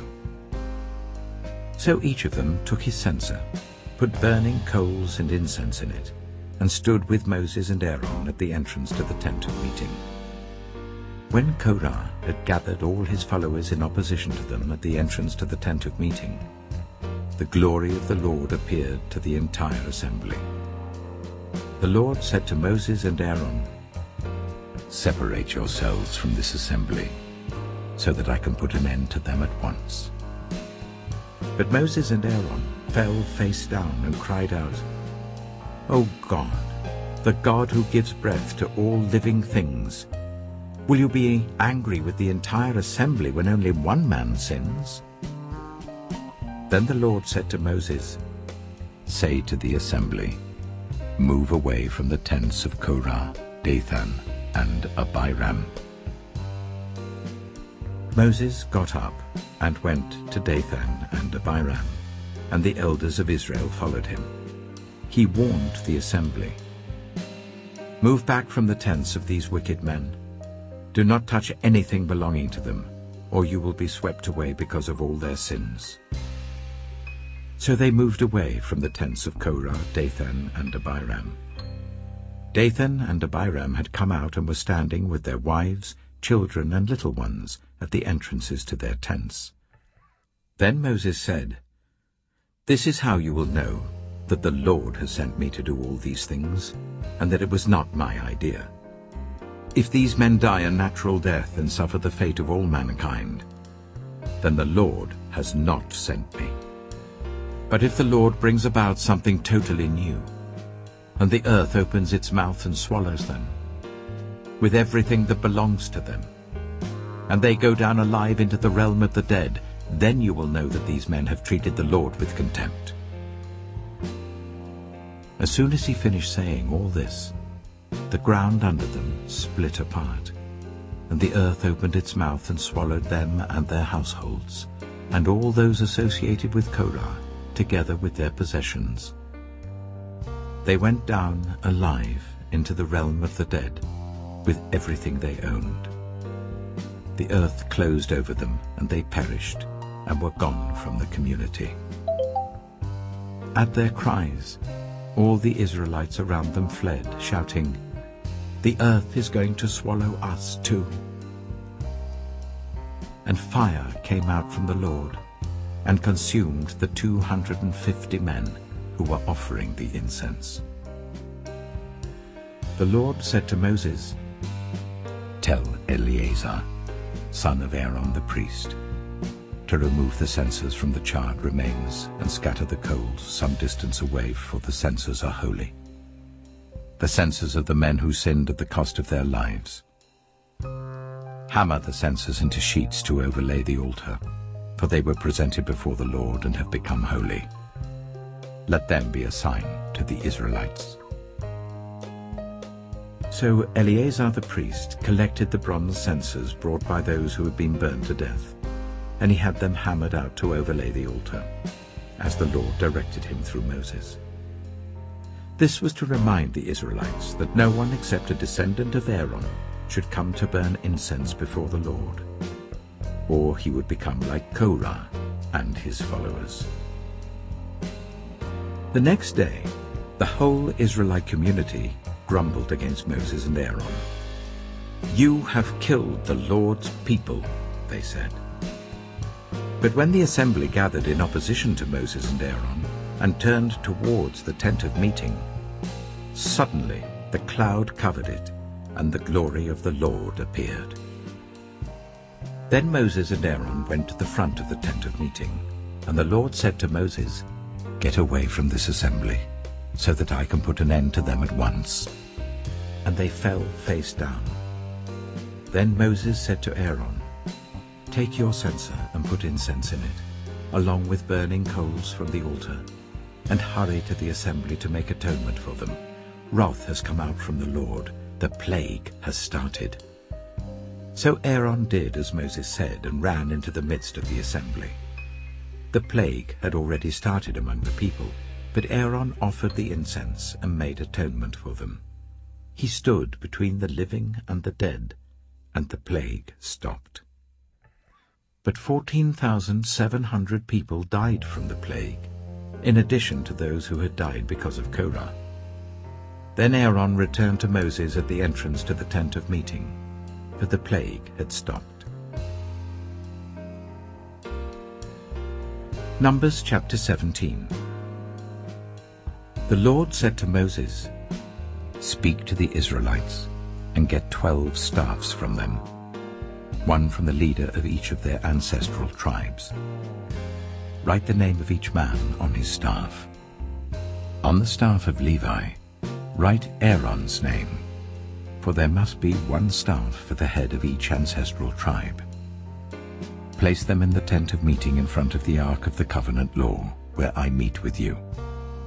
The staff belonging to the man I choose will sprout, and I will rid myself of this constant grumbling against you by the Israelites."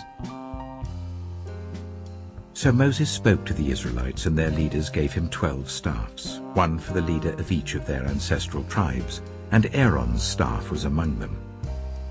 Moses placed the staffs before the Lord in the tent of the covenant law.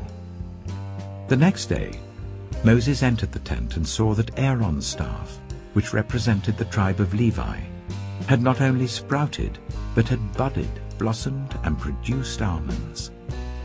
Then Moses brought out all the staffs from the Lord's presence to all the Israelites.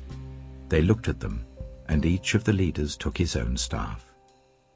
The Lord said to Moses, "Put back Aaron's staff in front of the Ark of the Covenant law, to be kept as a sign to the rebellious. This will put an end to their grumbling against me, so that they will not die." Moses did just as the Lord commanded him. The Israelites said to Moses, "We shall die. We are lost. We are all lost.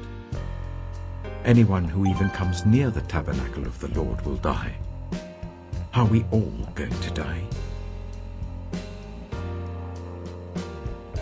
Numbers chapter 18. The Lord said to Aaron, "You, your sons, and your family are to bear the responsibility for offenses connected with the sanctuary. and you and your sons alone are to bear the responsibility for offenses connected with the priesthood. Bring your fellow Levites from your ancestral tribe to join you and assist you when you and your sons minister before the tent of the covenant law. They are to be held responsible to you and are to perform all the duties of the tent. But they must not go near the furnishings of the sanctuary or the altar. Otherwise both they and you will die. They are to join you and be responsible for the care of the tent of meeting, all the work at the tent, and no one else may come near where you are. You are to be responsible for the care of the sanctuary and the altar, so that my wrath will not fall on the Israelites again. I myself have selected your fellow Levites from among the Israelites as a gift to you, dedicated to the Lord to do the work at the tent of meeting. But only you and your sons may serve as priests in connection with everything at the altar and inside the curtain. I am giving you the service of the priesthood as a gift. Anyone else who comes near the sanctuary is to be put to death." Then the Lord said to Aaron, "I myself have put you in charge of the offerings presented to me. All the holy offerings the Israelites give me, I give to you and your sons as your portion, your perpetual share. You are to have the part of the most holy offerings that is kept from the fire. From all the gifts they bring me as most holy offerings, whether grain or sin or guilt offerings, that part belongs to you and your sons. Eat it as something most holy. Every male shall eat it. You must regard it as holy. This also is yours. Whatever is set aside from the gifts of all the wave offerings of the Israelites, I give this to you and your sons and daughters as your perpetual share. Everyone in your household who is ceremonially clean may eat it. I give you all the finest olive oil and all the finest new wine and grain they give to the Lord as the first fruits of their harvest. All the land's first fruits that they bring to the Lord will be yours. Everyone in your household who is ceremonially clean may eat it. Everything in Israel that is devoted to the Lord is yours. The first offspring of every womb, both human and animal, that is offered to the Lord is yours. But you must redeem every firstborn son and every firstborn male of unclean animals. When they are a month old, you must redeem them at the redemption price set at 5 shekels of silver, according to the sanctuary shekel, which weighs 20 gerahs. But you must not redeem the firstborn of an ox, a sheep, or a goat. They are holy. Splash their blood against the altar, and burn their fat as a food offering, an aroma pleasing to the Lord. Their meat is to be yours, just as the breast of the wave offering and the right thigh are yours. Whatever is set aside from the holy offerings the Israelites present to the Lord, I give to you and your sons and daughters as your perpetual share. It is an everlasting covenant of salt before the Lord, for both you and your offspring." The Lord said to Aaron, "You will have no inheritance in their land, nor will you have any share among them. I am your share and your inheritance among the Israelites. I give to the Levites all the tithes in Israel as their inheritance in return for the work they do while serving at the tent of meeting. From now on, the Israelites must not go near the tent of meeting, or they will bear the consequences of their sin and will die. It is the Levites who are to do the work at the tent of meeting and bear the responsibility for any offenses they commit against it. This is a lasting ordinance for the generations to come. They will receive no inheritance among the Israelites. Instead, I give to the Levites as their inheritance the tithes that the Israelites present as an offering to the Lord. That is why I said concerning them, They will have no inheritance among the Israelites. The Lord said to Moses, "Speak to the Levites and say to them, when you receive from the Israelites the tithe I give you as your inheritance, you must present 1/10 of that tithe as the Lord's offering. Your offering will be reckoned to you as grain from the threshing floor, or juice from the winepress. In this way you also will present an offering to the Lord from all the tithes you receive from the Israelites. From these tithes you must give the Lord's portion to Aaron the priest. You must present as the Lord's portion the best and holiest part of everything given to you." Say to the Levites, "When you present the best part, it will be reckoned to you as the product of the threshing floor or the winepress.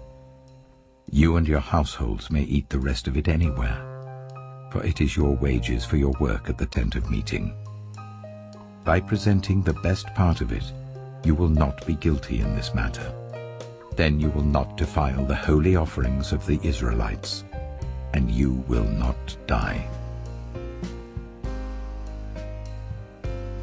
Numbers chapter 19.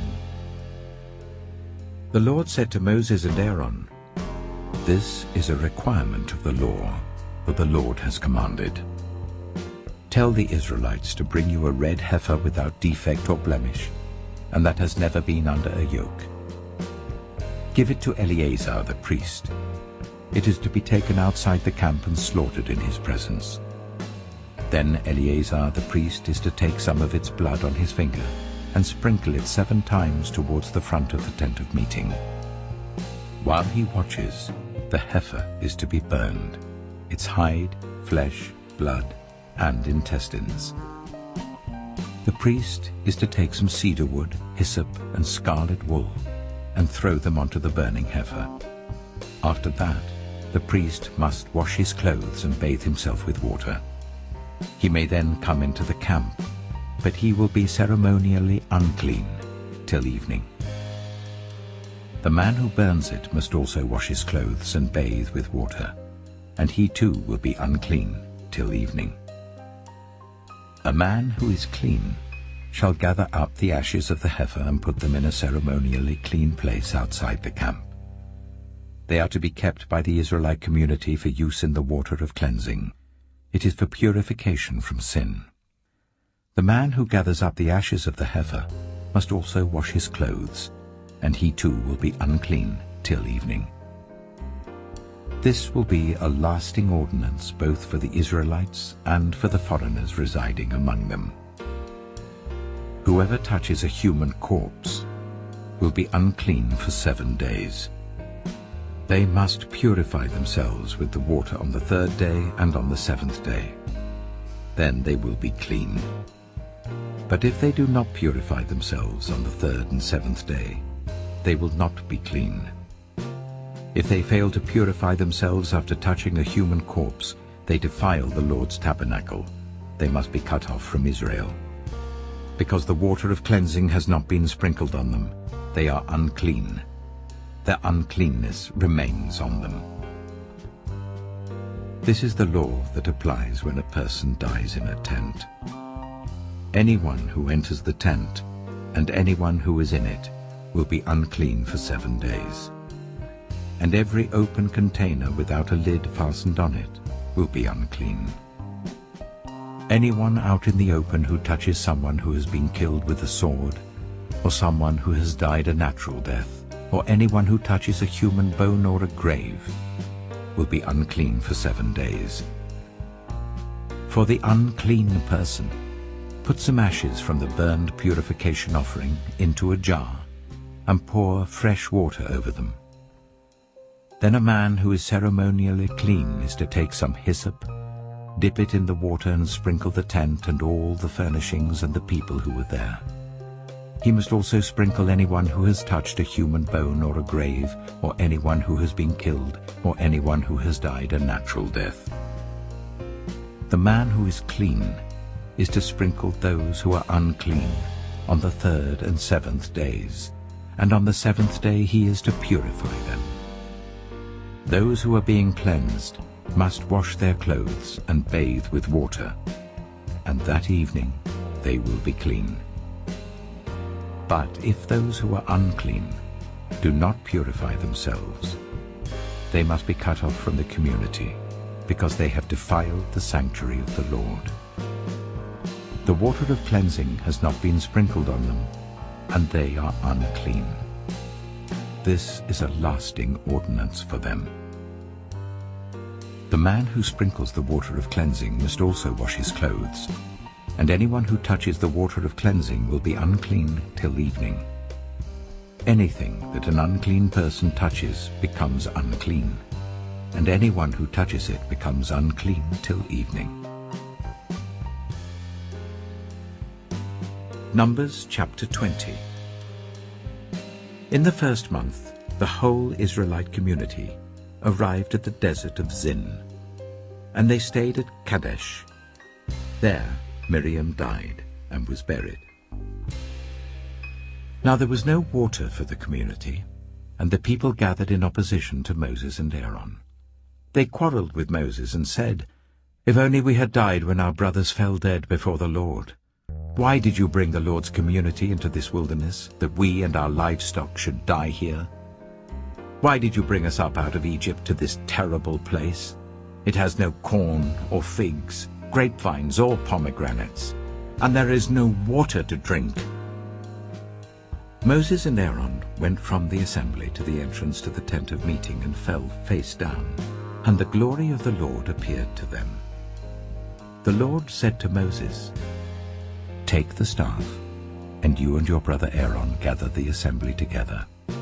Speak to that rock before their eyes, and it will pour out its water.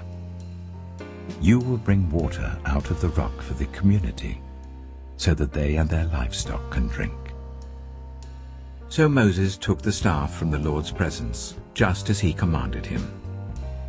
He and Aaron gathered the assembly together in front of the rock, and Moses said to them, "Listen, you rebels, must we bring you water out of this rock?" Then Moses raised his arm and struck the rock twice with his staff. Water gushed out, and the community and their livestock drank. But the Lord said to Moses and Aaron, "Because you did not trust in me enough to honor me as holy in the sight of the Israelites, you will not bring this community into the land I give them." These were the waters of Meribah, where the Israelites quarreled with the Lord, and where he was proved holy among them. Moses sent messengers from Kadesh to the king of Edom, saying, "This is what your brother Israel says. You know about all the hardships that have come on us. Our ancestors went down into Egypt, and we lived there many years. The Egyptians ill-treated us and our ancestors, but when we cried out to the Lord, he heard our cry, and sent an angel and brought us out of Egypt. Now we are here at Kadesh, a town on the edge of your territory. Please let us pass through your country. We will not go through any field or vineyard or drink water from any well. We will travel along the king's highway and not turn to the right or to the left until we have passed through your territory." But Edom answered, "You may not pass through here. If you try, we will march out and attack you with the sword." The Israelites replied, "We will go along the main road, and if we or our livestock drink any of your water, we will pay for it.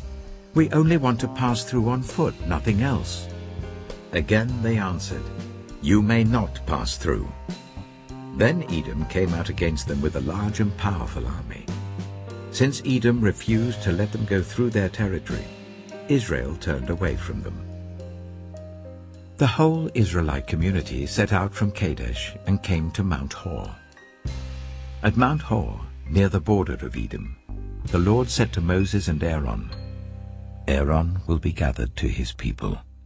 He will not enter the land I give the Israelites, because both of you rebelled against my command at the waters of Meribah.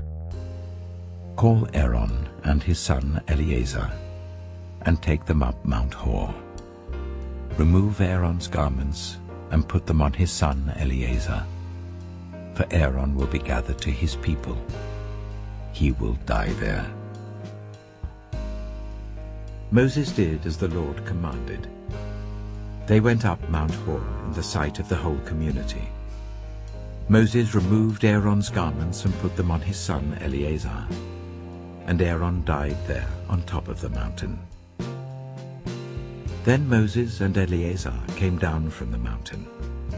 And when the whole community learned that Aaron had died, all the Israelites mourned for him 30 days.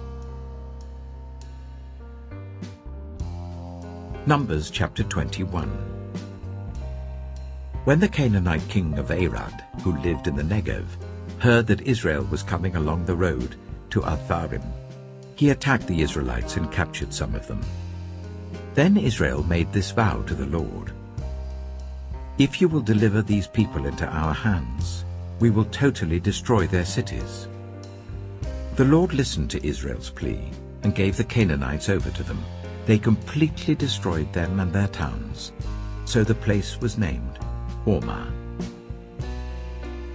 They traveled from Mount Hor along the route to the Red Sea to go round Edom. But the people grew impatient on the way. They spoke against God and against Moses and said, "Why have you brought us up out of Egypt to die in the wilderness? There is no bread, there is no water, and we detest this miserable food." Then the Lord sent venomous snakes among them. They bit the people, and many Israelites died. The people came to Moses and said, "We sinned when we spoke against the Lord and against you. Pray that the Lord will take the snakes away from us." So Moses prayed for the people. The Lord said to Moses, "Make a snake and put it up on a pole. Anyone who is bitten can look at it and live." So Moses made a bronze snake and put it up on a pole. Then when anyone was bitten by a snake and looked at the bronze snake, they lived. The Israelites moved on and camped at Oboth.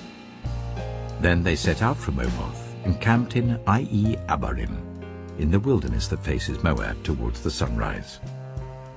From there they moved on and camped in the Zered Valley. They set out from there and camped alongside the Arnon, which is in the wilderness extending into Amorite territory. The Arnon is the border of Moab, between Moab and the Amorites. That is why the Book of the Wars of the Lord says, "Zahab in Zuphah and the ravines, the Arnon and the slopes of the ravines that lead to the settlement of Ar, and lie along the border of Moab." From there they continued on to Beer, the well where the Lord said to Moses, "Gather the people together, and I will give them water." Then Israel sang this song: "Spring up, O well, sing about it, about the well that the princes dug, that the nobles of the people sank, the nobles with scepters and staffs." Then they went from the wilderness to Mattanah, from Mattanah to Nahaliel, from Nahaliel to Bamoth, and from Bamoth to the valley in Moab, where the top of Pisgah overlooks the wasteland. Israel sent messengers to say to Sihon, king of the Amorites, "Let us pass through your country. We will not turn aside into any field or vineyard or drink water from any well. We will travel along the king's highway until we have passed through your territory." But Sihon would not let Israel pass through his territory. He mustered his entire army and marched out into the wilderness against Israel. When he reached Jahaz, he fought with Israel. Israel, however, put him to the sword and took over his land from the Arnon to the Jabbok, but only as far as the Ammonites, because their border was fortified. Israel captured all the cities of the Amorites and occupied them, including Heshbon and all its surrounding settlements. Heshbon was the city of Sihon, king of the Amorites, who had fought against the former king of Moab, and had taken from him all his land as far as the Arnon. That is why the poets say, "Come to Heshbon and let it be rebuilt. Let Sihon's city be restored." Fire went out from Heshbon, a blaze from the city of Sihon. It consumed Ar of Moab. the citizens of Arnon's heights. Woe to you, Moab! You are destroyed, people of Chemosh. He has given up his sons as fugitives and his daughters as captives to Sihon, king of the Amorites. But we have overthrown them. Heshbon's dominion has been destroyed all the way to Dibon, and we have demolished them as far as Nophah, which extends to Medeba. So Israel settled in the land of the Amorites.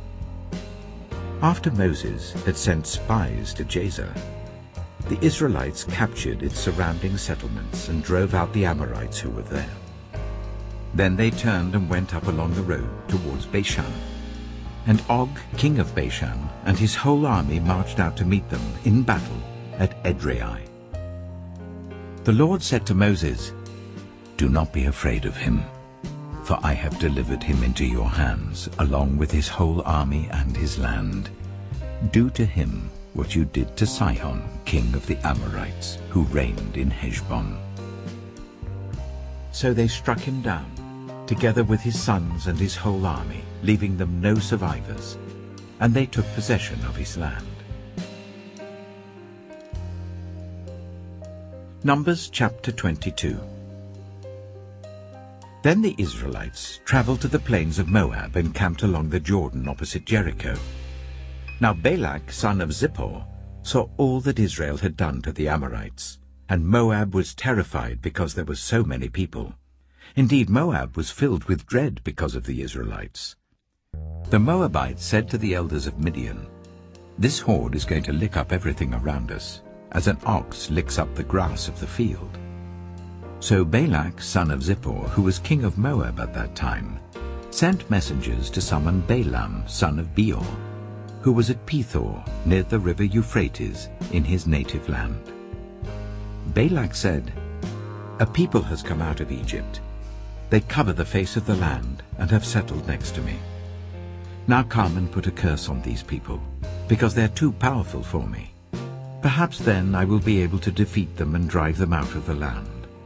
For I know that whoever you bless is blessed, and whoever you curse is cursed." The elders of Moab and Midian left, taking with them the fee for divination. When they came to Balaam, they told him what Balak had said. "Spend the night here," Balaam said to them, "and I will report back to you with the answer the Lord gives me." So the Moabite officials stayed with him. God came to Balaam and asked, "Who are these men with you?" Balaam said to God, "Balak, son of Zippor, king of Moab, sent me this message. A people that has come out of Egypt covers the face of the land. Now come and put a curse on them for me. Perhaps then I will be able to fight them and drive them away." But God said to Balaam, "Do not go with them. You must not put a curse on those people because they are blessed." The next morning Balaam got up and said to Balak's officials, "Go back to your own country, for the Lord has refused to let me go with you." So the Moabite officials returned to Balak and said, "Balaam refused to come with us." Then Balak sent other officials more numerous and more distinguished than the first. They came to Balaam and said, "This is what Balak son of Zippor says. Do not let anything keep you from coming to me, because I will reward you handsomely and do whatever you say. Come and put a curse on these people for me." But Balaam answered them, "Even if Balak gave me all the silver and gold in his palace, I could not do anything great or small to go beyond the command of the Lord my God. Now spend the night here so that I can find out what else the Lord will tell me." That night God came to Balaam and said, "Since these men have come to summon you, go with them, but do only what I tell you." Balaam got up in the morning, saddled his donkey, and went with the Moabite officials. But God was very angry when he went, and the angel of the Lord stood in the road to oppose him. Balaam was riding on his donkey, and his 2 servants were with him. When the donkey saw the angel of the Lord standing in the road with a drawn sword in his hand, It turned off the road into a field. Balaam beat it to get it back on the road. Then the angel of the Lord stood in a narrow path through the vineyards with walls on both sides. When the donkey saw the angel of the Lord, it pressed close to the wall, crushing Balaam's foot against it. So he beat the donkey again. Then the angel of the Lord moved on ahead and stood in a narrow place where there was no room to turn, either to the right or to the left. When the donkey saw the angel of the Lord, it lay down under Balaam, and he was angry and beat it with his staff. Then the Lord opened the donkey's mouth, and it said to Balaam, "What have I done to you to make you beat me these 3 times?" Balaam answered the donkey, "You have made a fool of me. If only I had a sword in my hand, I would kill you here and now." The donkey said to Balaam, "Am I not your own donkey, which you have always ridden to this day? Have I been in the habit of doing this to you?" "No," he said. Then the Lord opened Balaam's eyes, and he saw the angel of the Lord standing in the road with his sword drawn. So he bowed low and fell face down. The angel of the Lord asked him, "Why have you beaten your donkey these 3 times? I have come here to oppose you because your path is a reckless one before me. The donkey saw me and turned away from me these 3 times. If it had not turned away, I would certainly have killed you by now, but I would have spared it." Balaam said to the angel of the Lord, "I have sinned.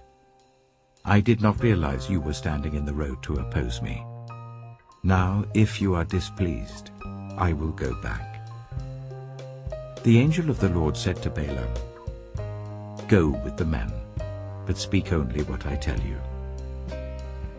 So Balaam went with Balak's officials.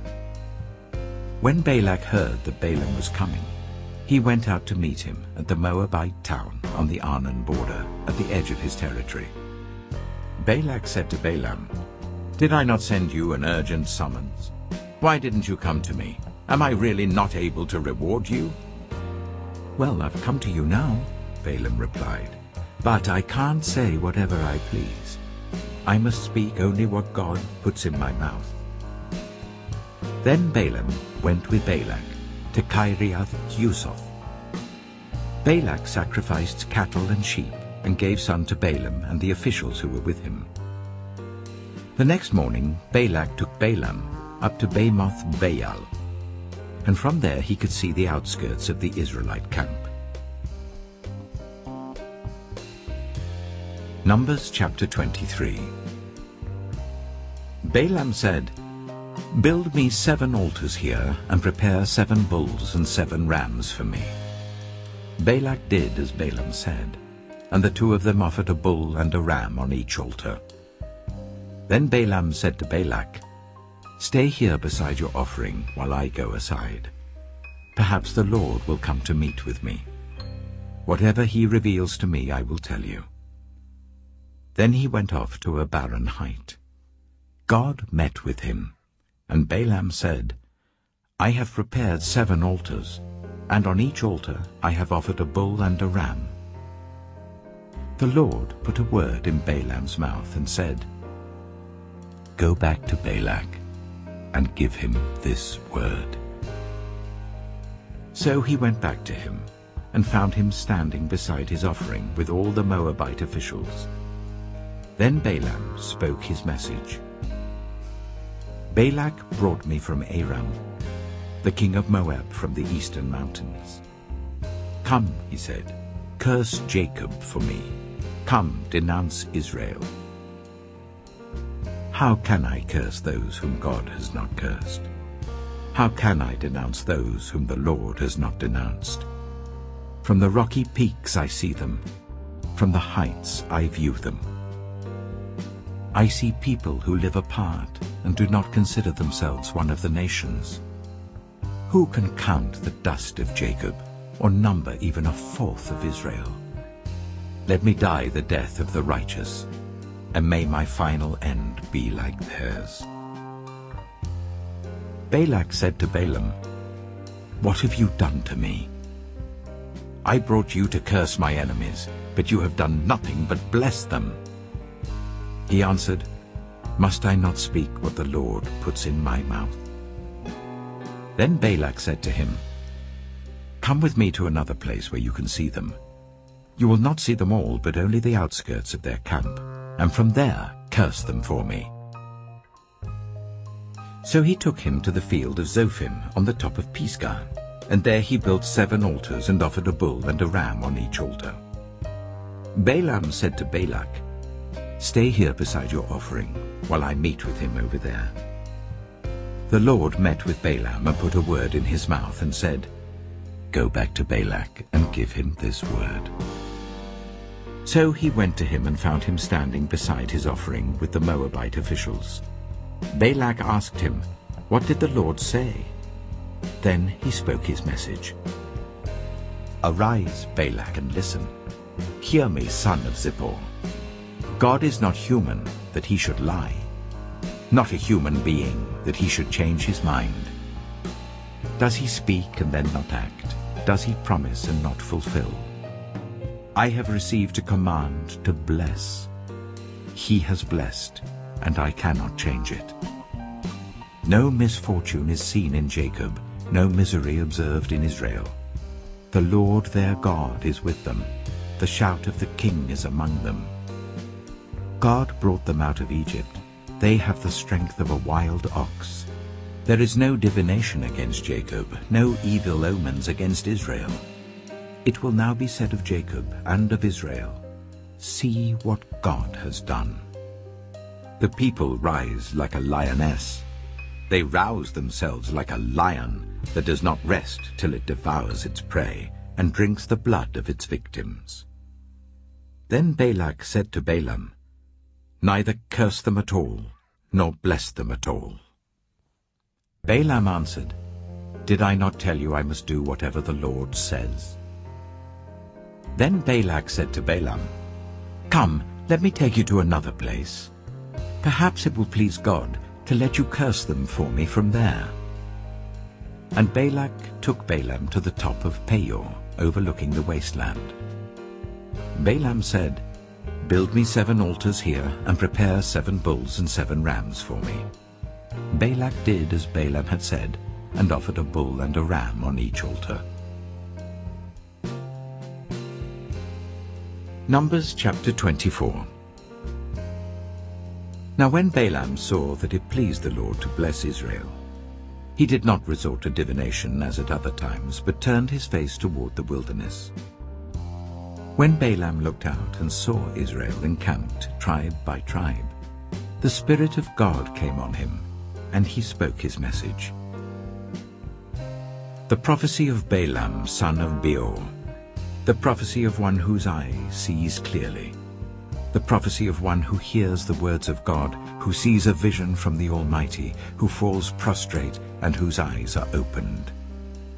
How beautiful are your tents, Jacob, your dwelling places, Israel. Like valleys they spread out, like gardens beside a river, like aloes planted by the Lord, like cedars beside the waters. Water will flow from their buckets, their seed will have abundant water. Their king will be greater than Agag, their kingdom will be exalted.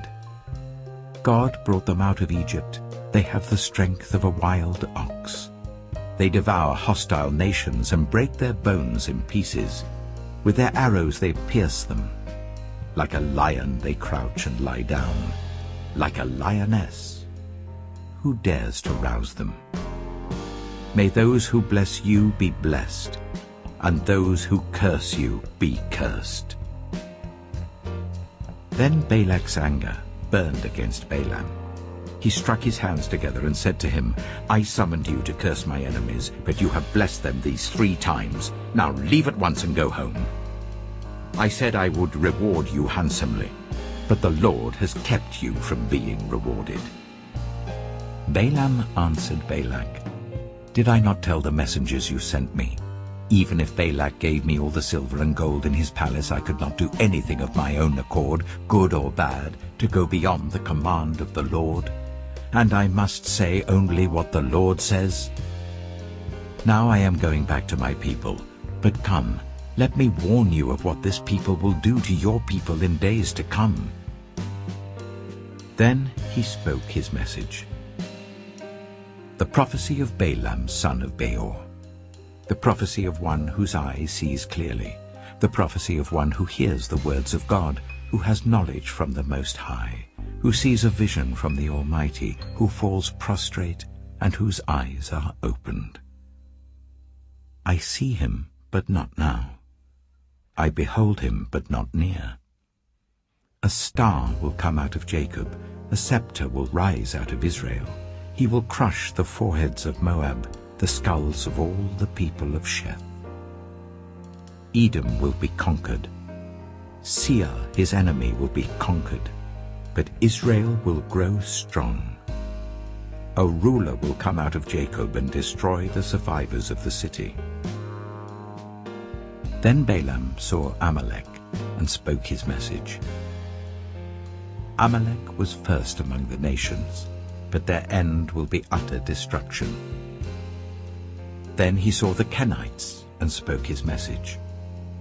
Your dwelling place is secure, your nest is set in a rock, yet you Kenites will be destroyed when Ashur takes you captive. Then he spoke his message. Alas, who can live when God does this? Ships will come from the shores of Cyprus. They will subdue Ashur and Eber, but they too will come to ruin. Then Balaam got up and returned home, and Balak went his own way. Numbers chapter 25.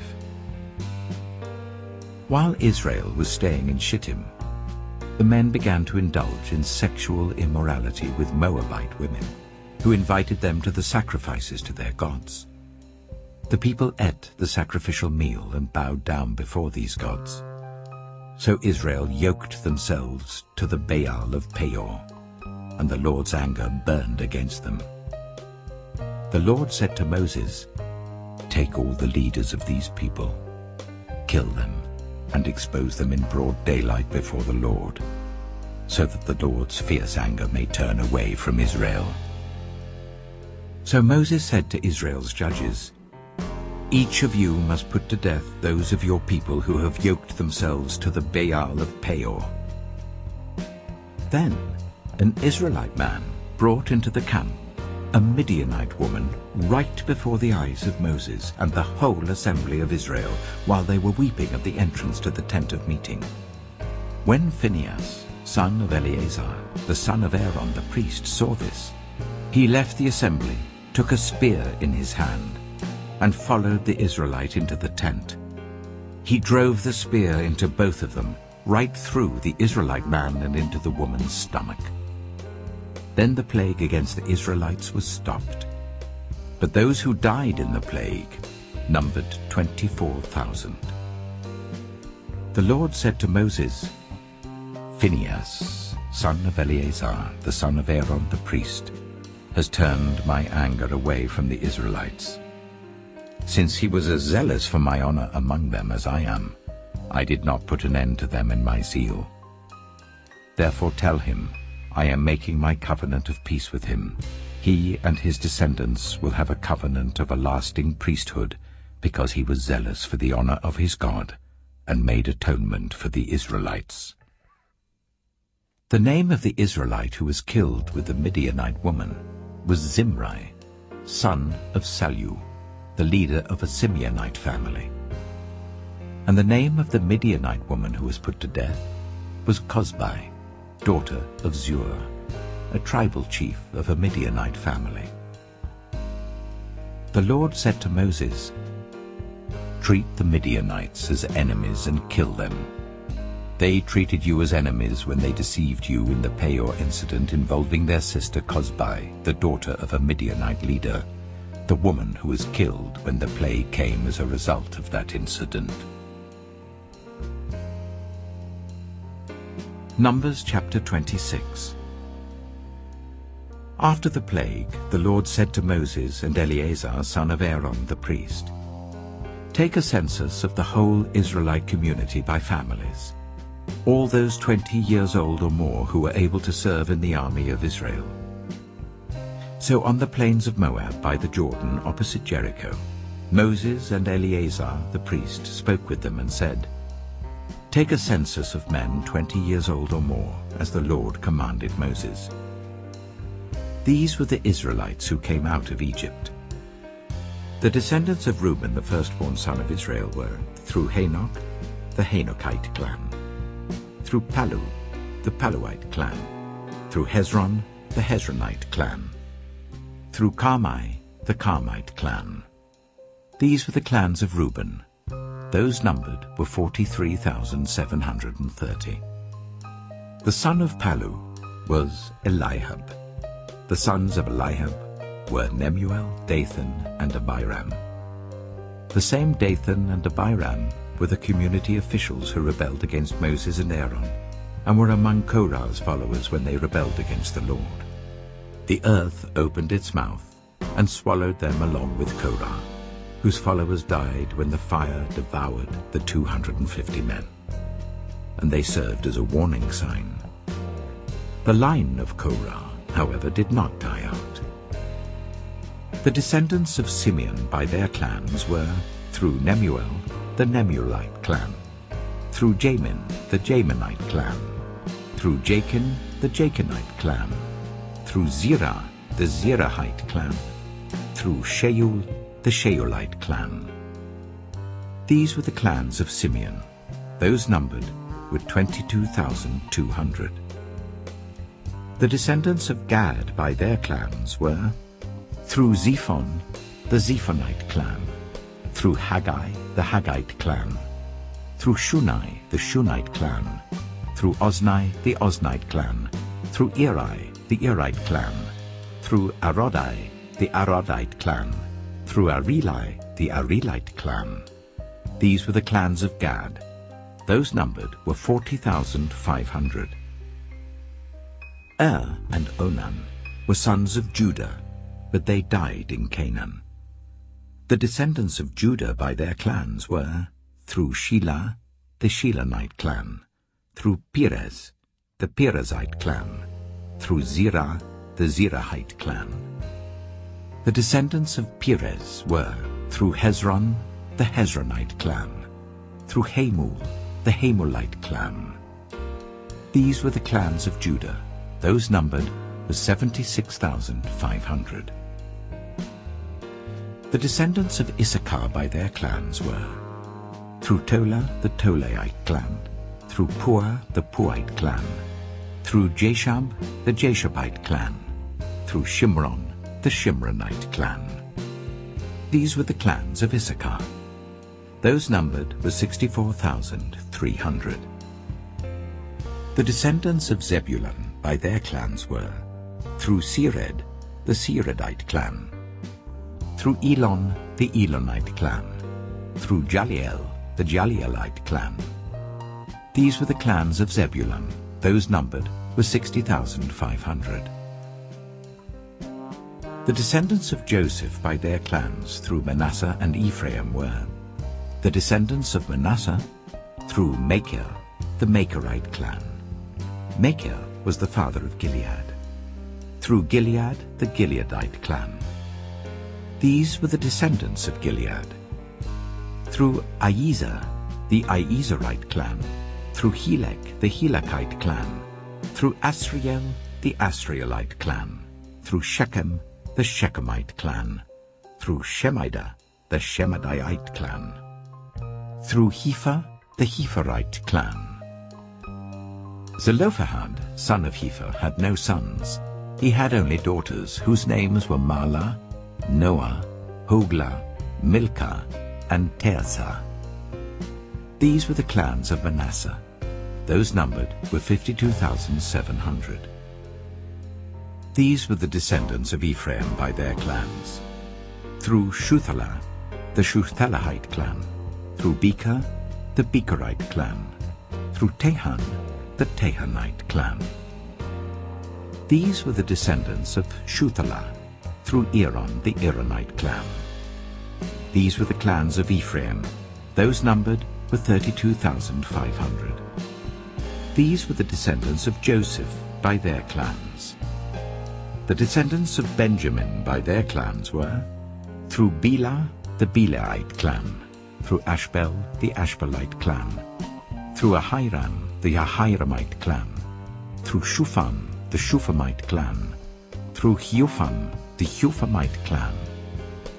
The descendants of Bela through Ard and Naaman were, through Ard, the Ardite clan, through Naaman, the Naamite clan. These were the clans of Benjamin.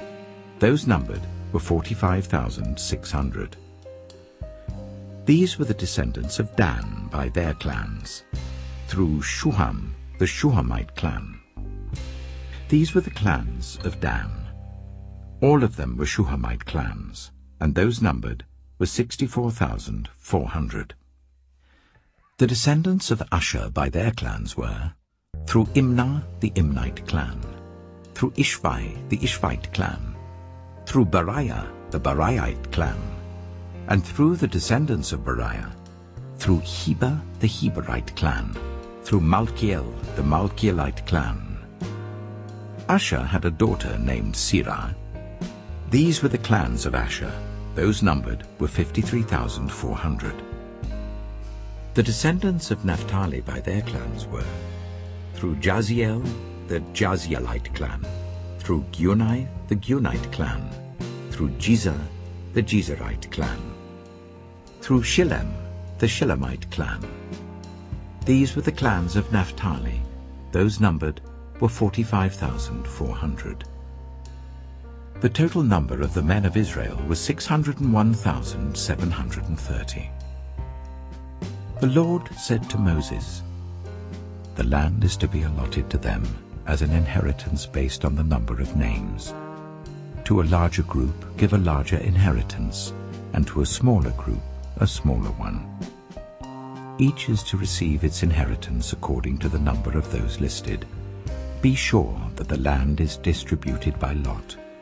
What each group inherits will be according to the names for its ancestral tribe. Each inheritance is to be distributed by lot among the larger and smaller groups." These were the Levites who were counted by their clans. Through Gershon, the Gershonite clan. Through Kohath, the Kohathite clan. Through Merari, the Merarite clan. These also were Levite clans: the Libnite clan, the Hebronite clan, the Malite clan, the Mushite clan, the Korahite clan. Kohath was the forefather of Amram. The name of Amram's wife was Jochebed, the descendant of Levi who was born to the Levites in Egypt. To Amram she bore Aaron, Moses, and their sister Miriam. Aaron was the father of Nadab and Abihu, Eleazar and Ithamar. But Nadab and Abihu died when they made an offering before the Lord with unauthorized fire. All the male Levites a month old or more numbered 23,000. They were not counted along with the other Israelites because they received no inheritance among them.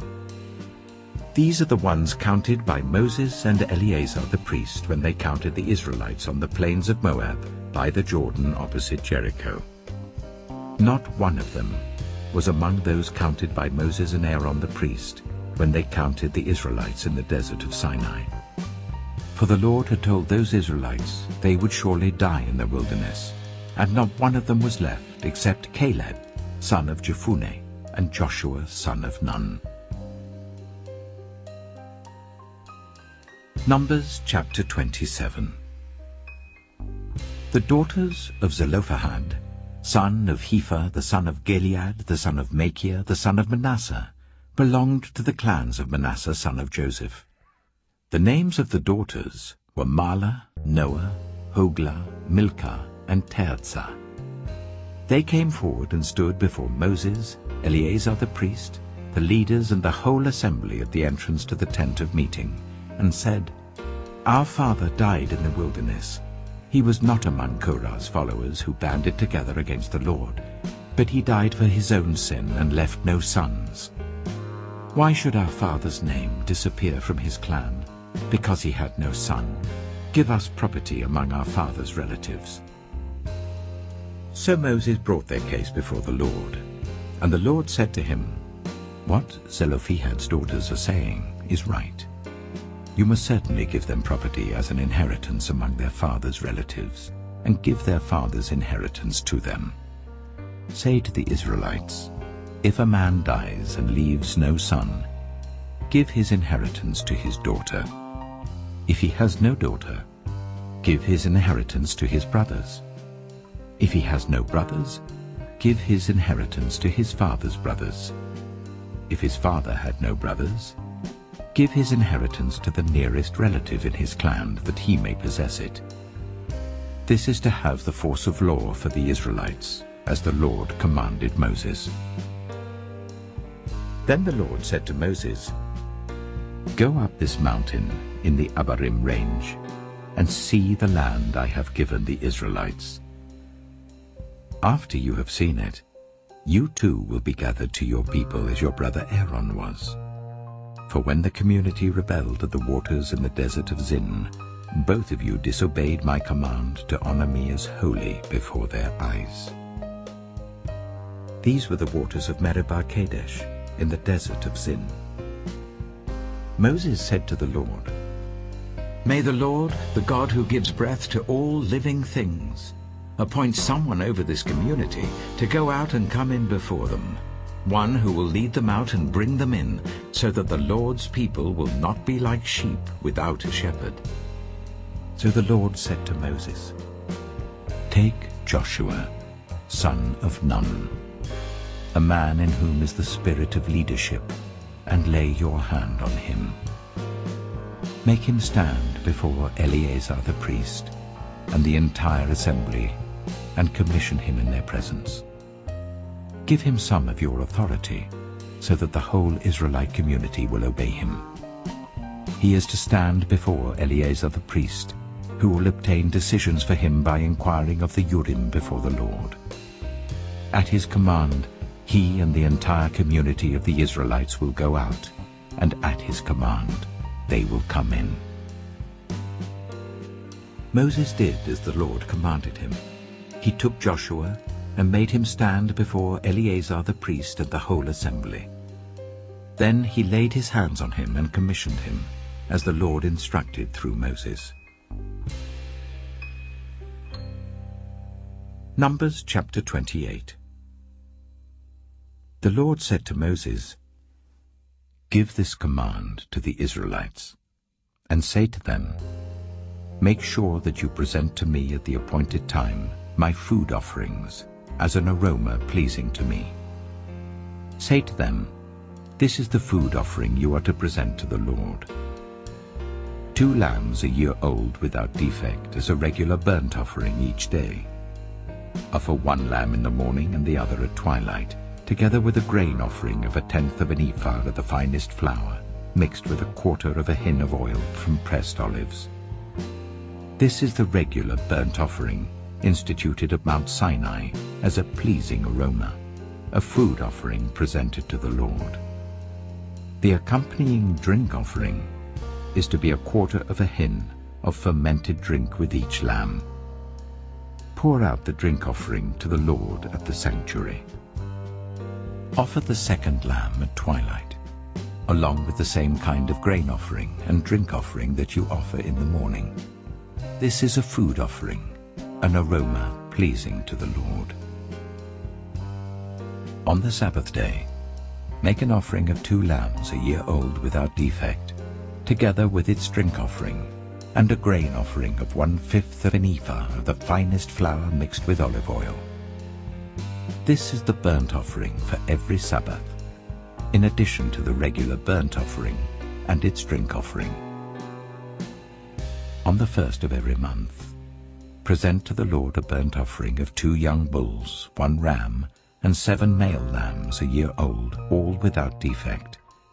With each bull there is to be a grain offering of 3/10 of an ephah of the finest flour mixed with oil. With the ram, a grain offering of 1/5 of an ephah of the finest flour mixed with oil, and with each lamb a grain offering of 1/10 of an ephah of the finest flour mixed with oil. This is for a burnt offering, a pleasing aroma, a food offering presented to the Lord.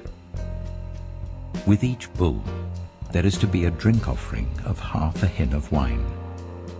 With a ram, 1/3 of a hin, and with each lamb, 1/4 of a hin. This is the monthly burnt offering to be made at each new moon during the year. Besides the regular burnt offering with its drink offering, 1 male goat is to be presented to the Lord as a sin offering. On the 14th day of the first month, the Lord's Passover is to be held. On the 15th day of this month, there is to be a festival. For 7 days eat bread made without yeast. On the first day hold a sacred assembly, and do not do any of your ordinary work. Present to the Lord a food offering consisting of a burnt offering of 2 young bulls, 1 ram, and 7 male lambs a year old, all without defect. With each bull offer a grain offering of 3/10 of an ephah of the finest flour mixed with oil. With the ram, 1/5, and with each of the 7 lambs, 1/10. Include 1 male goat as a sin offering to make atonement for you. Offer these in addition to the regular morning burnt offerings. In this way, present the food offering every day for 7 days as an aroma pleasing to the Lord. It is to be offered in addition to the regular burnt offering and its drink offering. On the 7th day, hold a sacred assembly and do not do any ordinary work. On the day of first fruits, when you present to the Lord an offering of new grain during the festival of weeks, hold a sacred assembly and do not do any of your ordinary work. Present a burnt offering of 2 young bulls, 1 ram, and 7 male lambs a year old as an aroma pleasing to the Lord. With each bull there is to be a grain offering of 3/10 of an ephah of the finest flour mixed with oil. With the ram, 1/5, and with each of the 7 lambs, 1/10. Include 1 male goat to make atonement for you. Offer these together with their drink offerings, in addition to the regular burnt offering and its grain offering. Be sure the animals are without defect. Numbers chapter 29. On the first day of the 7th month, hold a sacred assembly, and do not do any of your ordinary work. It is a day for you to sound the trumpets. As an aroma pleasing to the Lord, offer a burnt offering of 1 young bull, 1 ram, and 7 male lambs a year old, all without defect. With the bull, offer a grain offering of 3/10 of an ephah of the finest flour mixed with olive oil. With the ram, 1/5, and with each of the 7 lambs, 1/10. Include 1 male goat as a sin offering to make atonement for you.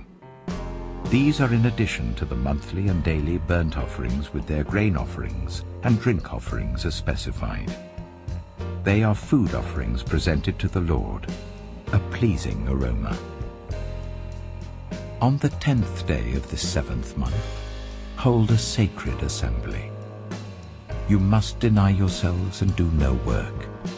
Present as an aroma pleasing to the Lord a burnt offering of 1 young bull, 1 ram, and 7 male lambs a year old, all without defect.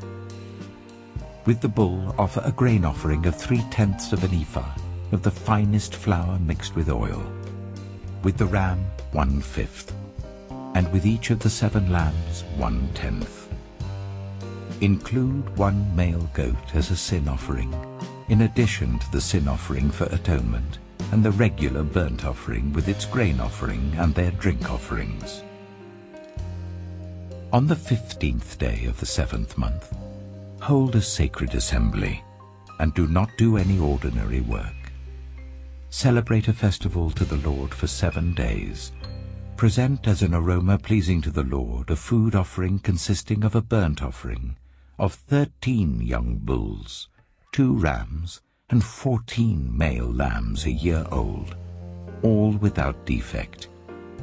With each of the 13 bulls, offer a grain offering of 3/10 of an ephah of the finest flour mixed with oil. With each of the 2 rams, 1/5, and with each of the 14 lambs, 1/10. Include 1 male goat as a sin offering, in addition to the regular burnt offering with its grain offering and drink offering. On the 2nd day, offer 12 young bulls, 2 rams and 14 male lambs a year old, all without defect. With the bulls, rams, and lambs, offer their grain offerings and drink offerings according to the number specified. Include 1 male goat as a sin offering, in addition to the regular burnt offering with its grain offering and their drink offerings. On the 3rd day, offer 11 bulls, 2 rams, and 14 male lambs a year old, all without defect. With the bulls, rams, and lambs, offer their grain offerings and drink offerings according to the number specified. Include 1 male goat as a sin offering, in addition to the regular burnt offering with its grain offering and drink offering. On the 4th day, offer 10 bulls, 2 rams, and 14 male lambs a year old, all without defect. With the bulls, rams, and lambs, offer their grain offerings and drink offerings according to the number specified. Include 1 male goat as a sin offering, in addition to the regular burnt offering with its grain offering and drink offering. On the 5th day, offer 9 bulls, 2 rams, and 14 male lambs a year old, all without defect. With the bulls, rams, and lambs, offer their grain offerings and drink offerings according to the number specified. Include 1 male goat as a sin offering, in addition to the regular burnt offering with its grain offering and drink offering. On the 6th day, offer 8 bulls, 2 rams, and 14 male lambs a year old, all without defect. With the bulls, rams, and lambs, offer their grain offerings and drink offerings according to the number specified. Include 1 male goat as a sin offering, in addition to the regular burnt offering with its grain offering and drink offering. On the 7th day, offer 7 bulls, 2 rams, and 14 male lambs a year old, all without defect. With the bulls, rams, and lambs, offer their grain offerings and drink offerings according to the number specified. Include 1 male goat as a sin offering, in addition to the regular burnt offering with its grain offering and drink offering. On the 8th day, hold a closing special assembly, and do not do any of your ordinary work. Present as an aroma pleasing to the Lord a food offering consisting of a burnt offering of 1 bull, 1 ram, and 7 male lambs a year old, all without defect. With the bull, the ram, and the lambs, offer their grain offerings and drink offerings according to the number specified. Include 1 male goat as a sin offering, in addition to the regular burnt offering with its grain offering and drink offering. In addition to what you vow, and your free will offerings, offer these to the Lord at your appointed festivals: your burnt offerings, grain offerings, drink offerings, and fellowship offerings. Moses told the Israelites all that the Lord commanded him. Numbers chapter 30. Moses said to the heads of the tribes of Israel, "This is what the Lord commands. When a man makes a vow to the Lord or takes an oath to bind himself by a pledge, he must not break his word, but must do everything he said. When a young woman still living in her father's household makes a vow to the Lord or binds herself by a pledge, and her father hears about her vow or pledge, but says nothing to her, then all her vows and every pledge by which she bound herself will stand. But if her father forbids her when he hears about it, none of her vows or the pledges by which she bound herself will stand. The Lord will release her because her father has forbidden her. If she marries after she makes a vow, or after her lips utter a rash promise by which she binds herself, and her husband hears about it but says nothing to her, then her vows or the pledges by which she bound herself will stand.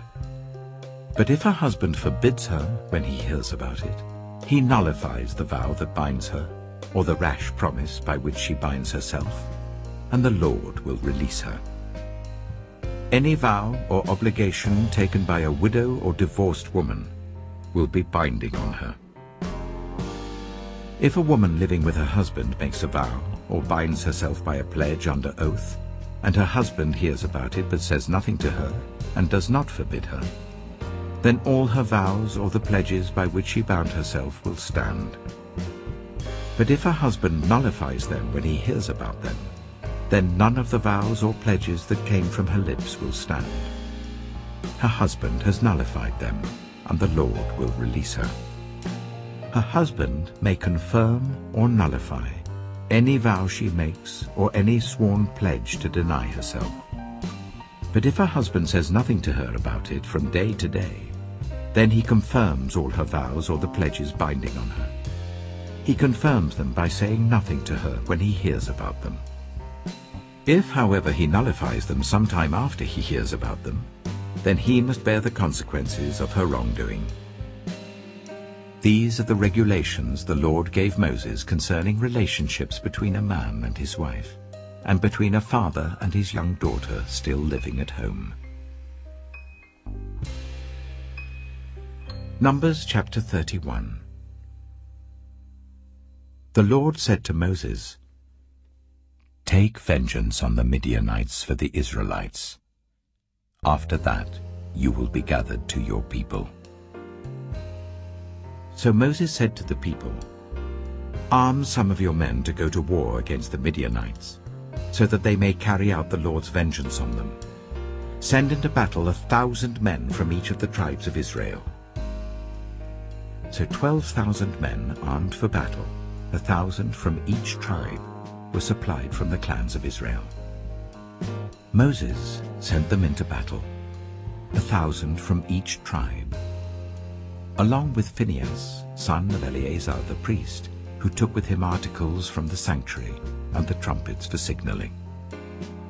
They fought against Midian, as the Lord commanded Moses, and killed every man.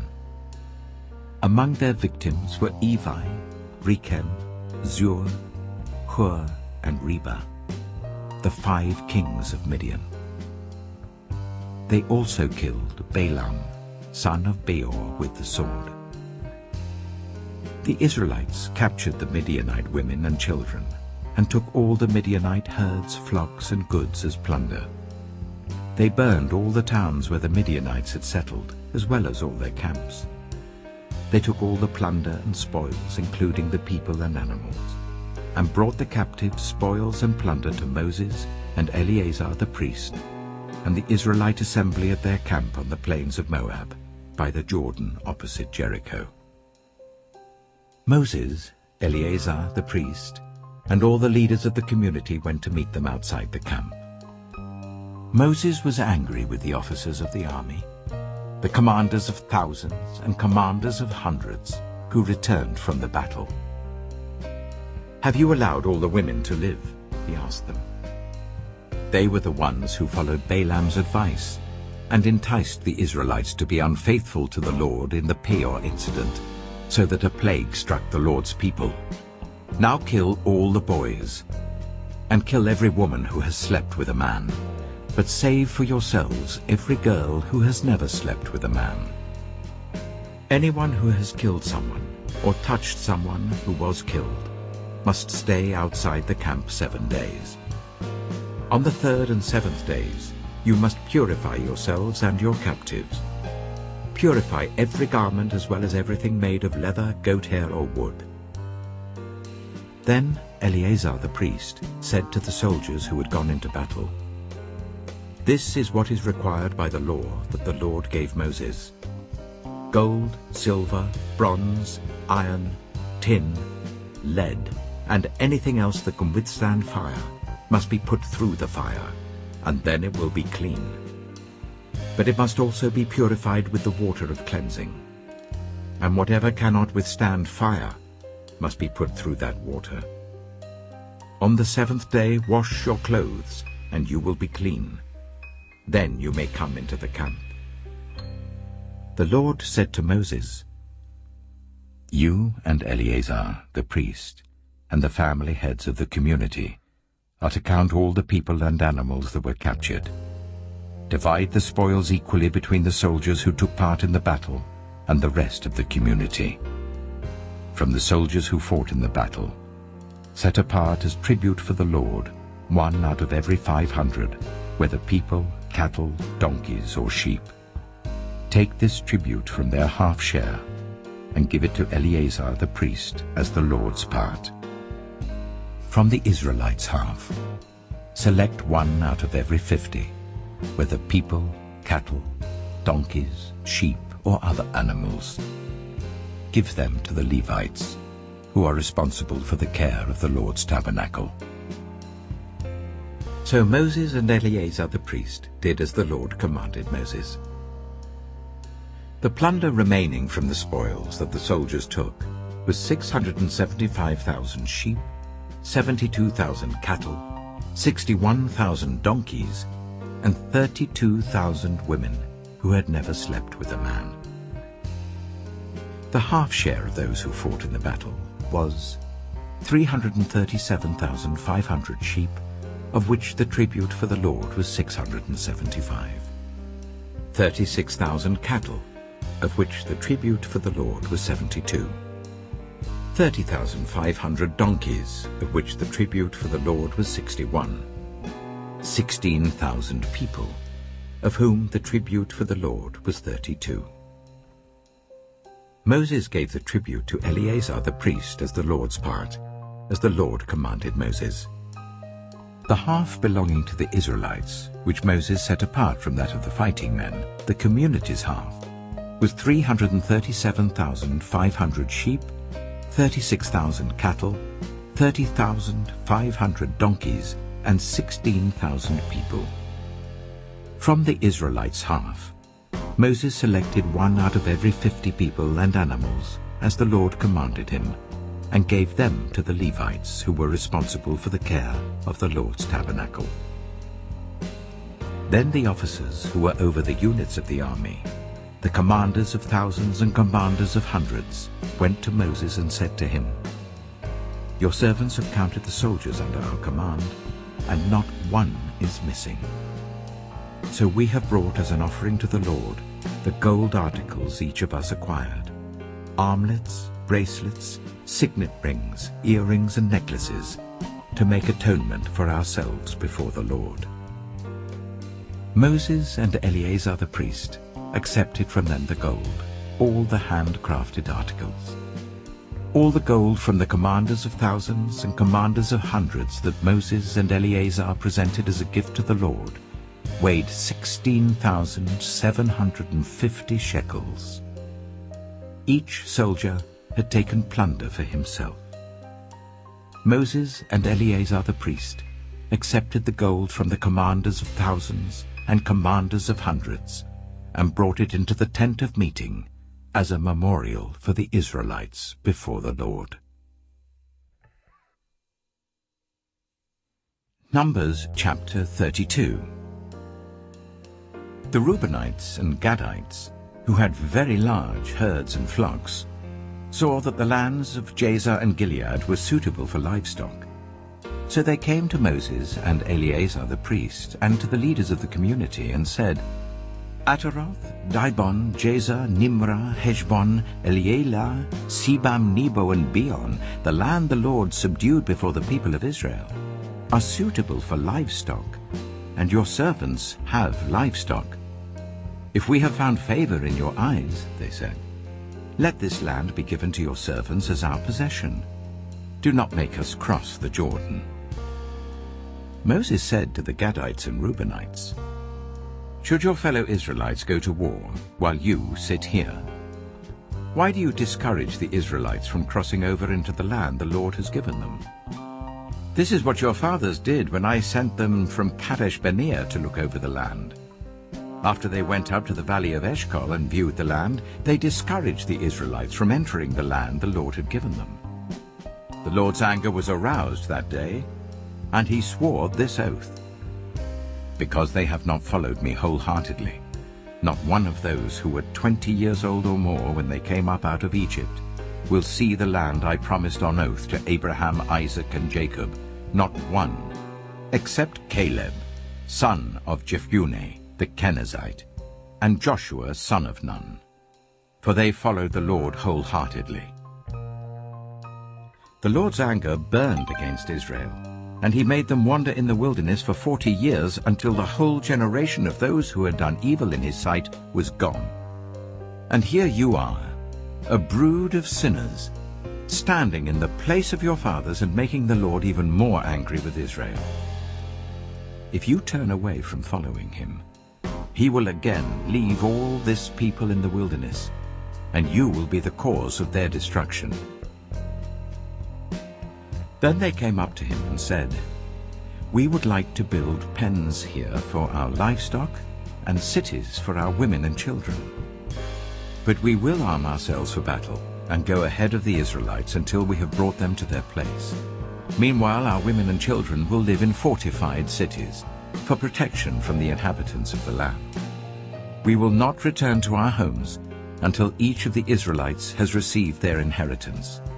We will not receive any inheritance with them on the other side of the Jordan, because our inheritance has come to us on the east side of the Jordan."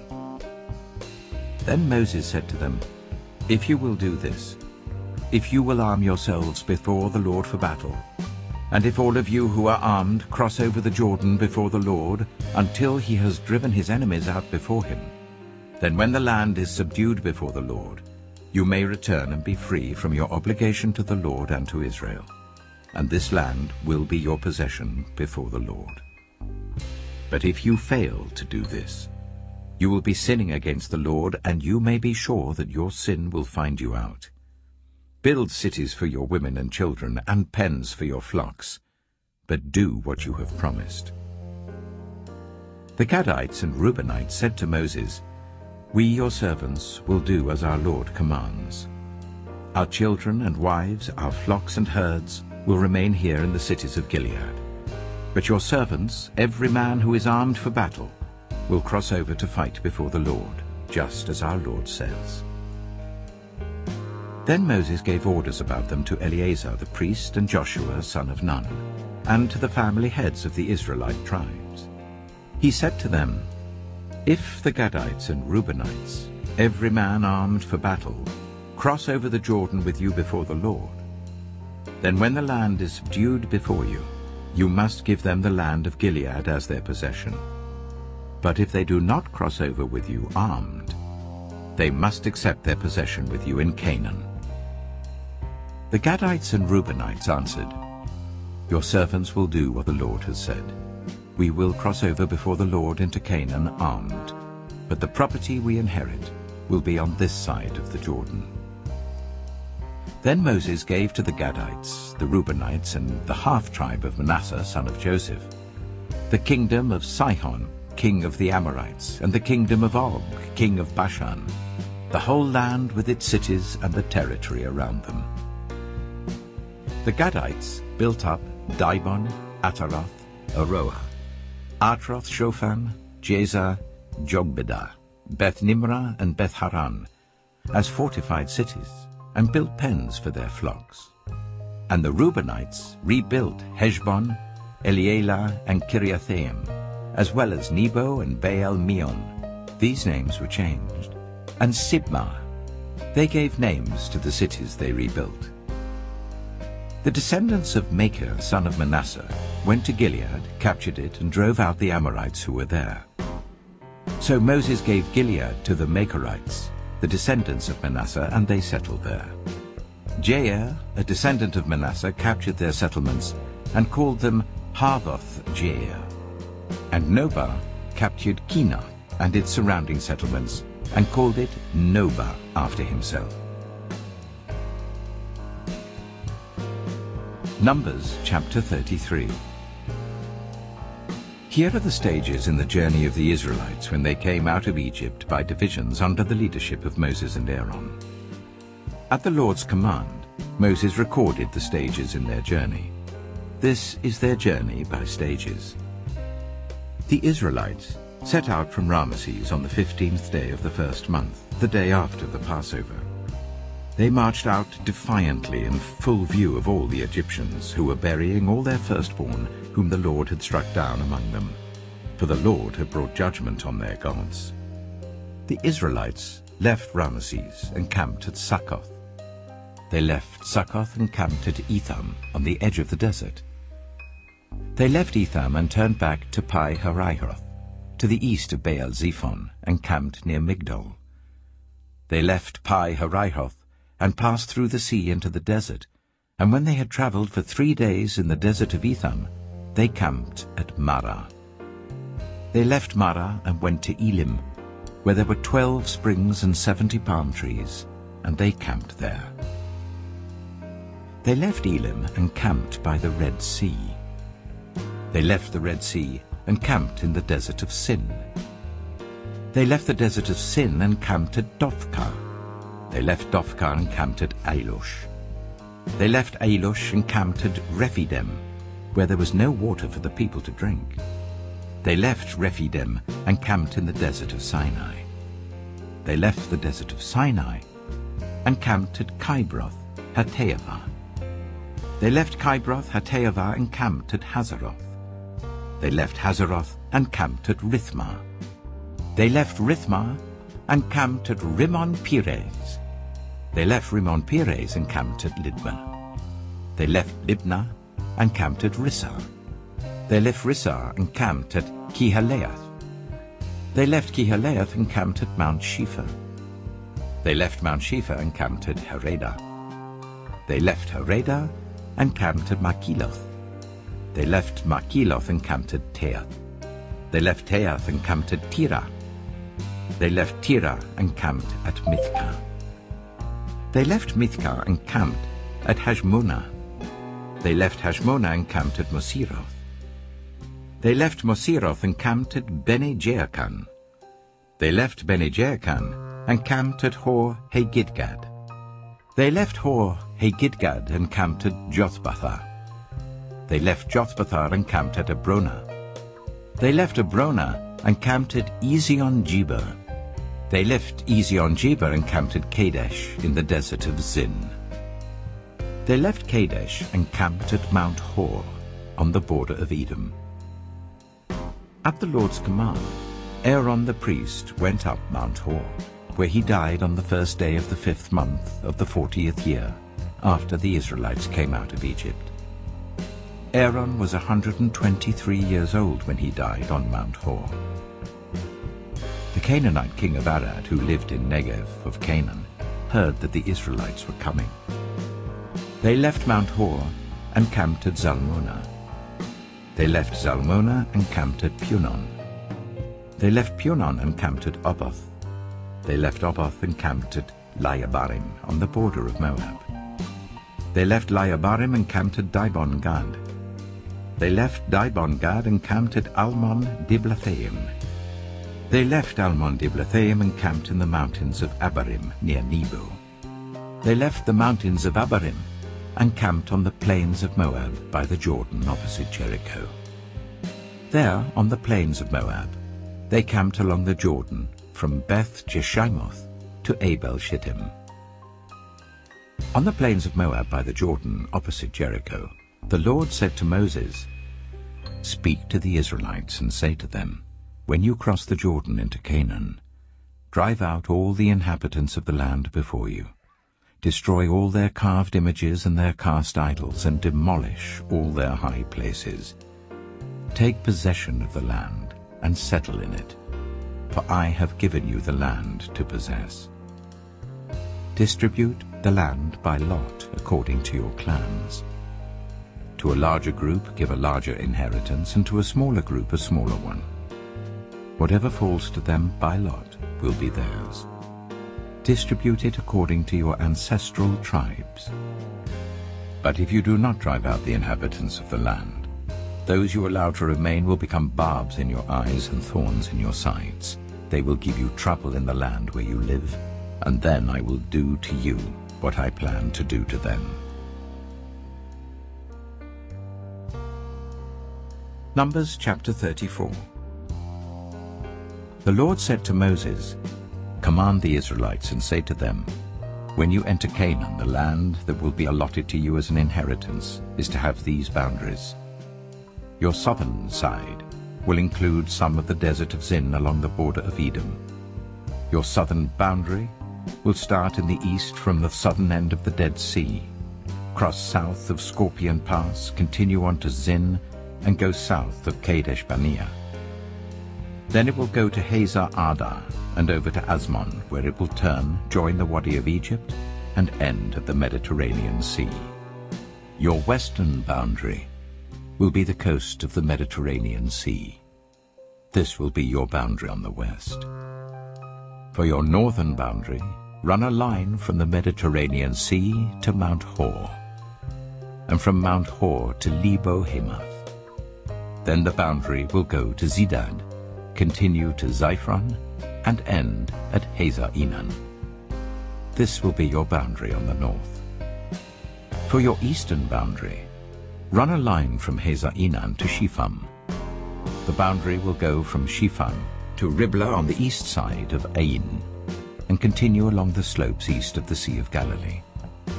Then the boundary will go down along the Jordan and end at the Dead Sea. This will be your land, with its boundaries on every side. Moses commanded the Israelites, "Assign this land by lot as an inheritance. The Lord has ordered that it be given to the 9½ tribes, because the families of the tribe of Reuben, the tribe of Gad, and the half-tribe of Manasseh have received their inheritance. These 2½ tribes have received their inheritance east of the Jordan opposite Jericho towards the sunrise." The Lord said to Moses, "These are the names of the men who are to assign the land for you as an inheritance: Eleazar the priest and Joshua son of Nun. And appoint one leader from each tribe to help assign the land. These are their names: Caleb, son of Jephunneh, from the tribe of Judah; Shemuel, son of Ammihud, from the tribe of Simeon; Elidad, son of Kislon, from the tribe of Benjamin; Bakai, son of Joglai, the leader, from the tribe of Dan; Haniel, son of Ephod, the leader from the tribe of Manasseh, son of Joseph; Kemuel, son of Shiftan, the leader from the tribe of Ephraim, son of Joseph; Elizaphan, son of Parnak, the leader from the tribe of Zebulun; Paltiel, son of Azan, the leader from the tribe of Issachar; Ahihud, son of Shelomai, the leader from the tribe of Asher; Pedahel, son of Ammihud, the leader from the tribe of Naphtali. These are the men the Lord commanded to assign the inheritance to the Israelites in the land of Canaan. Numbers chapter 35. On the plains of Moab by the Jordan opposite Jericho, the Lord said to Moses, "Command the Israelites to give the Levites towns to live in from the inheritance the Israelites will possess, and give them pasture lands around the towns. Then they will have towns to live in and pasture lands for the cattle they own and all their other animals. The pasture lands around the towns that you give the Levites will extend 1,000 cubits from the town wall. Outside the town, measure 2,000 cubits on the east side, 2,000 on the south side, 2,000 on the west, and 2,000 on the north, with the town in the center. They will have this area as pasture land for the towns. 6 of the towns you give the Levites will be cities of refuge, to which a person who has killed someone may flee. In addition, give them 42 other towns. In all, you must give the Levites 48 towns, together with their pasture lands. The towns you give the Levites from the land the Israelites possess are to be given in proportion to the inheritance of each tribe.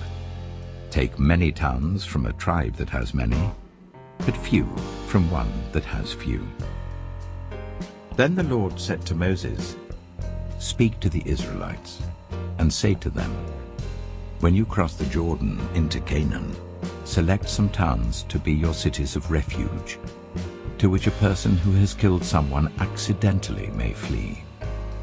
They will be places of refuge from the avenger, so that anyone accused of murder may not die before they stand trial before the assembly. These 6 towns you give will be your cities of refuge. Give 3 on this side of the Jordan and 3 in Canaan as cities of refuge. These 6 towns will be a place of refuge for Israelites and for foreigners residing among them, so that anyone who has killed another accidentally can flee there.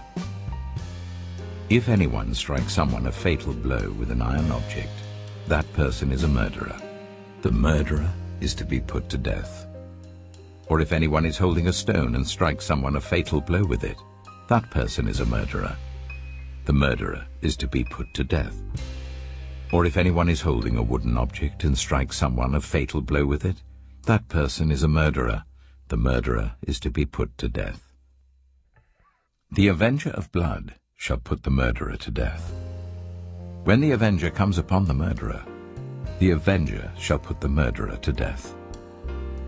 If anyone with malice aforethought pushes another, or throws something at them intentionally so that they die, or if out of enmity one person hits another with their fist so that the other dies, that person is to be put to death.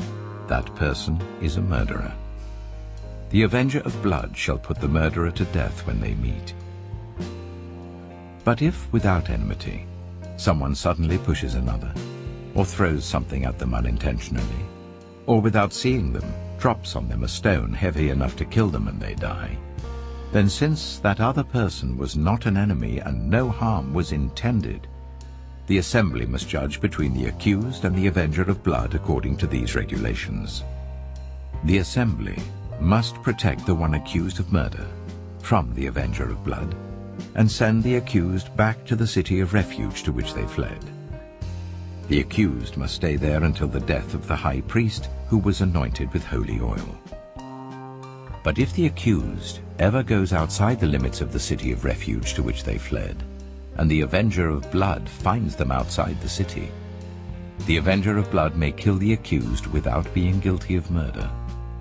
The accused must stay in the city of refuge until the death of the high priest. Only after the death of the high priest may they return to their own property. This is to have the force of law for you throughout the generations to come, wherever you live. Anyone who kills a person is to be put to death as a murderer only on the testimony of witnesses. But no one is to be put to death on the testimony of only one witness.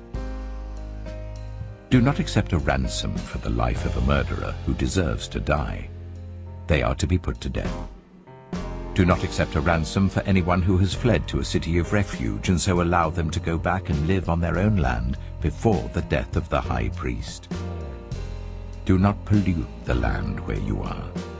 Bloodshed pollutes the land, and atonement cannot be made for the land on which blood has been shed, except by the blood of the one who shed it. Do not defile the land where you live and where I dwell, for I, the Lord, dwell among the Israelites. Numbers chapter 36.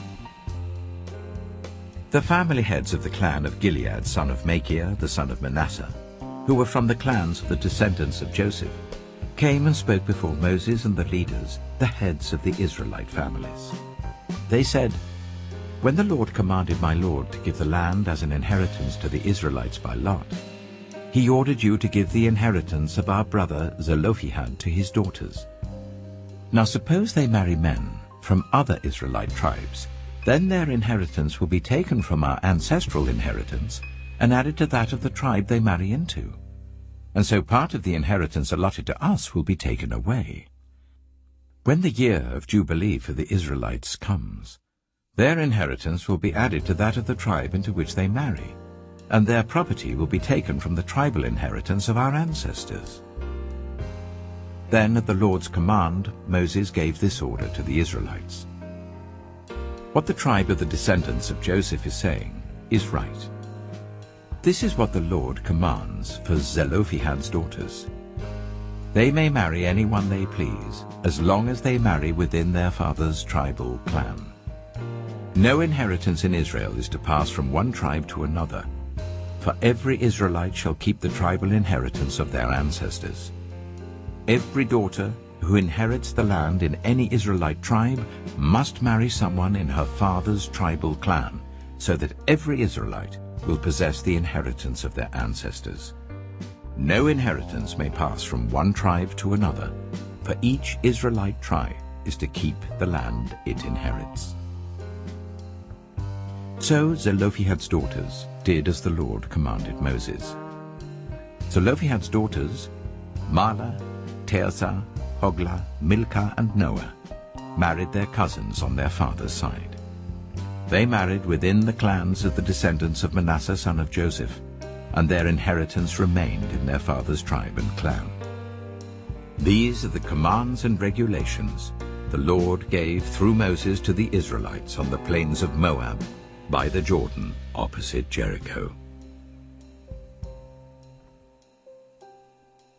As we close our journey through the books of the Bible, I'd like to thank each and every one of you for joining us.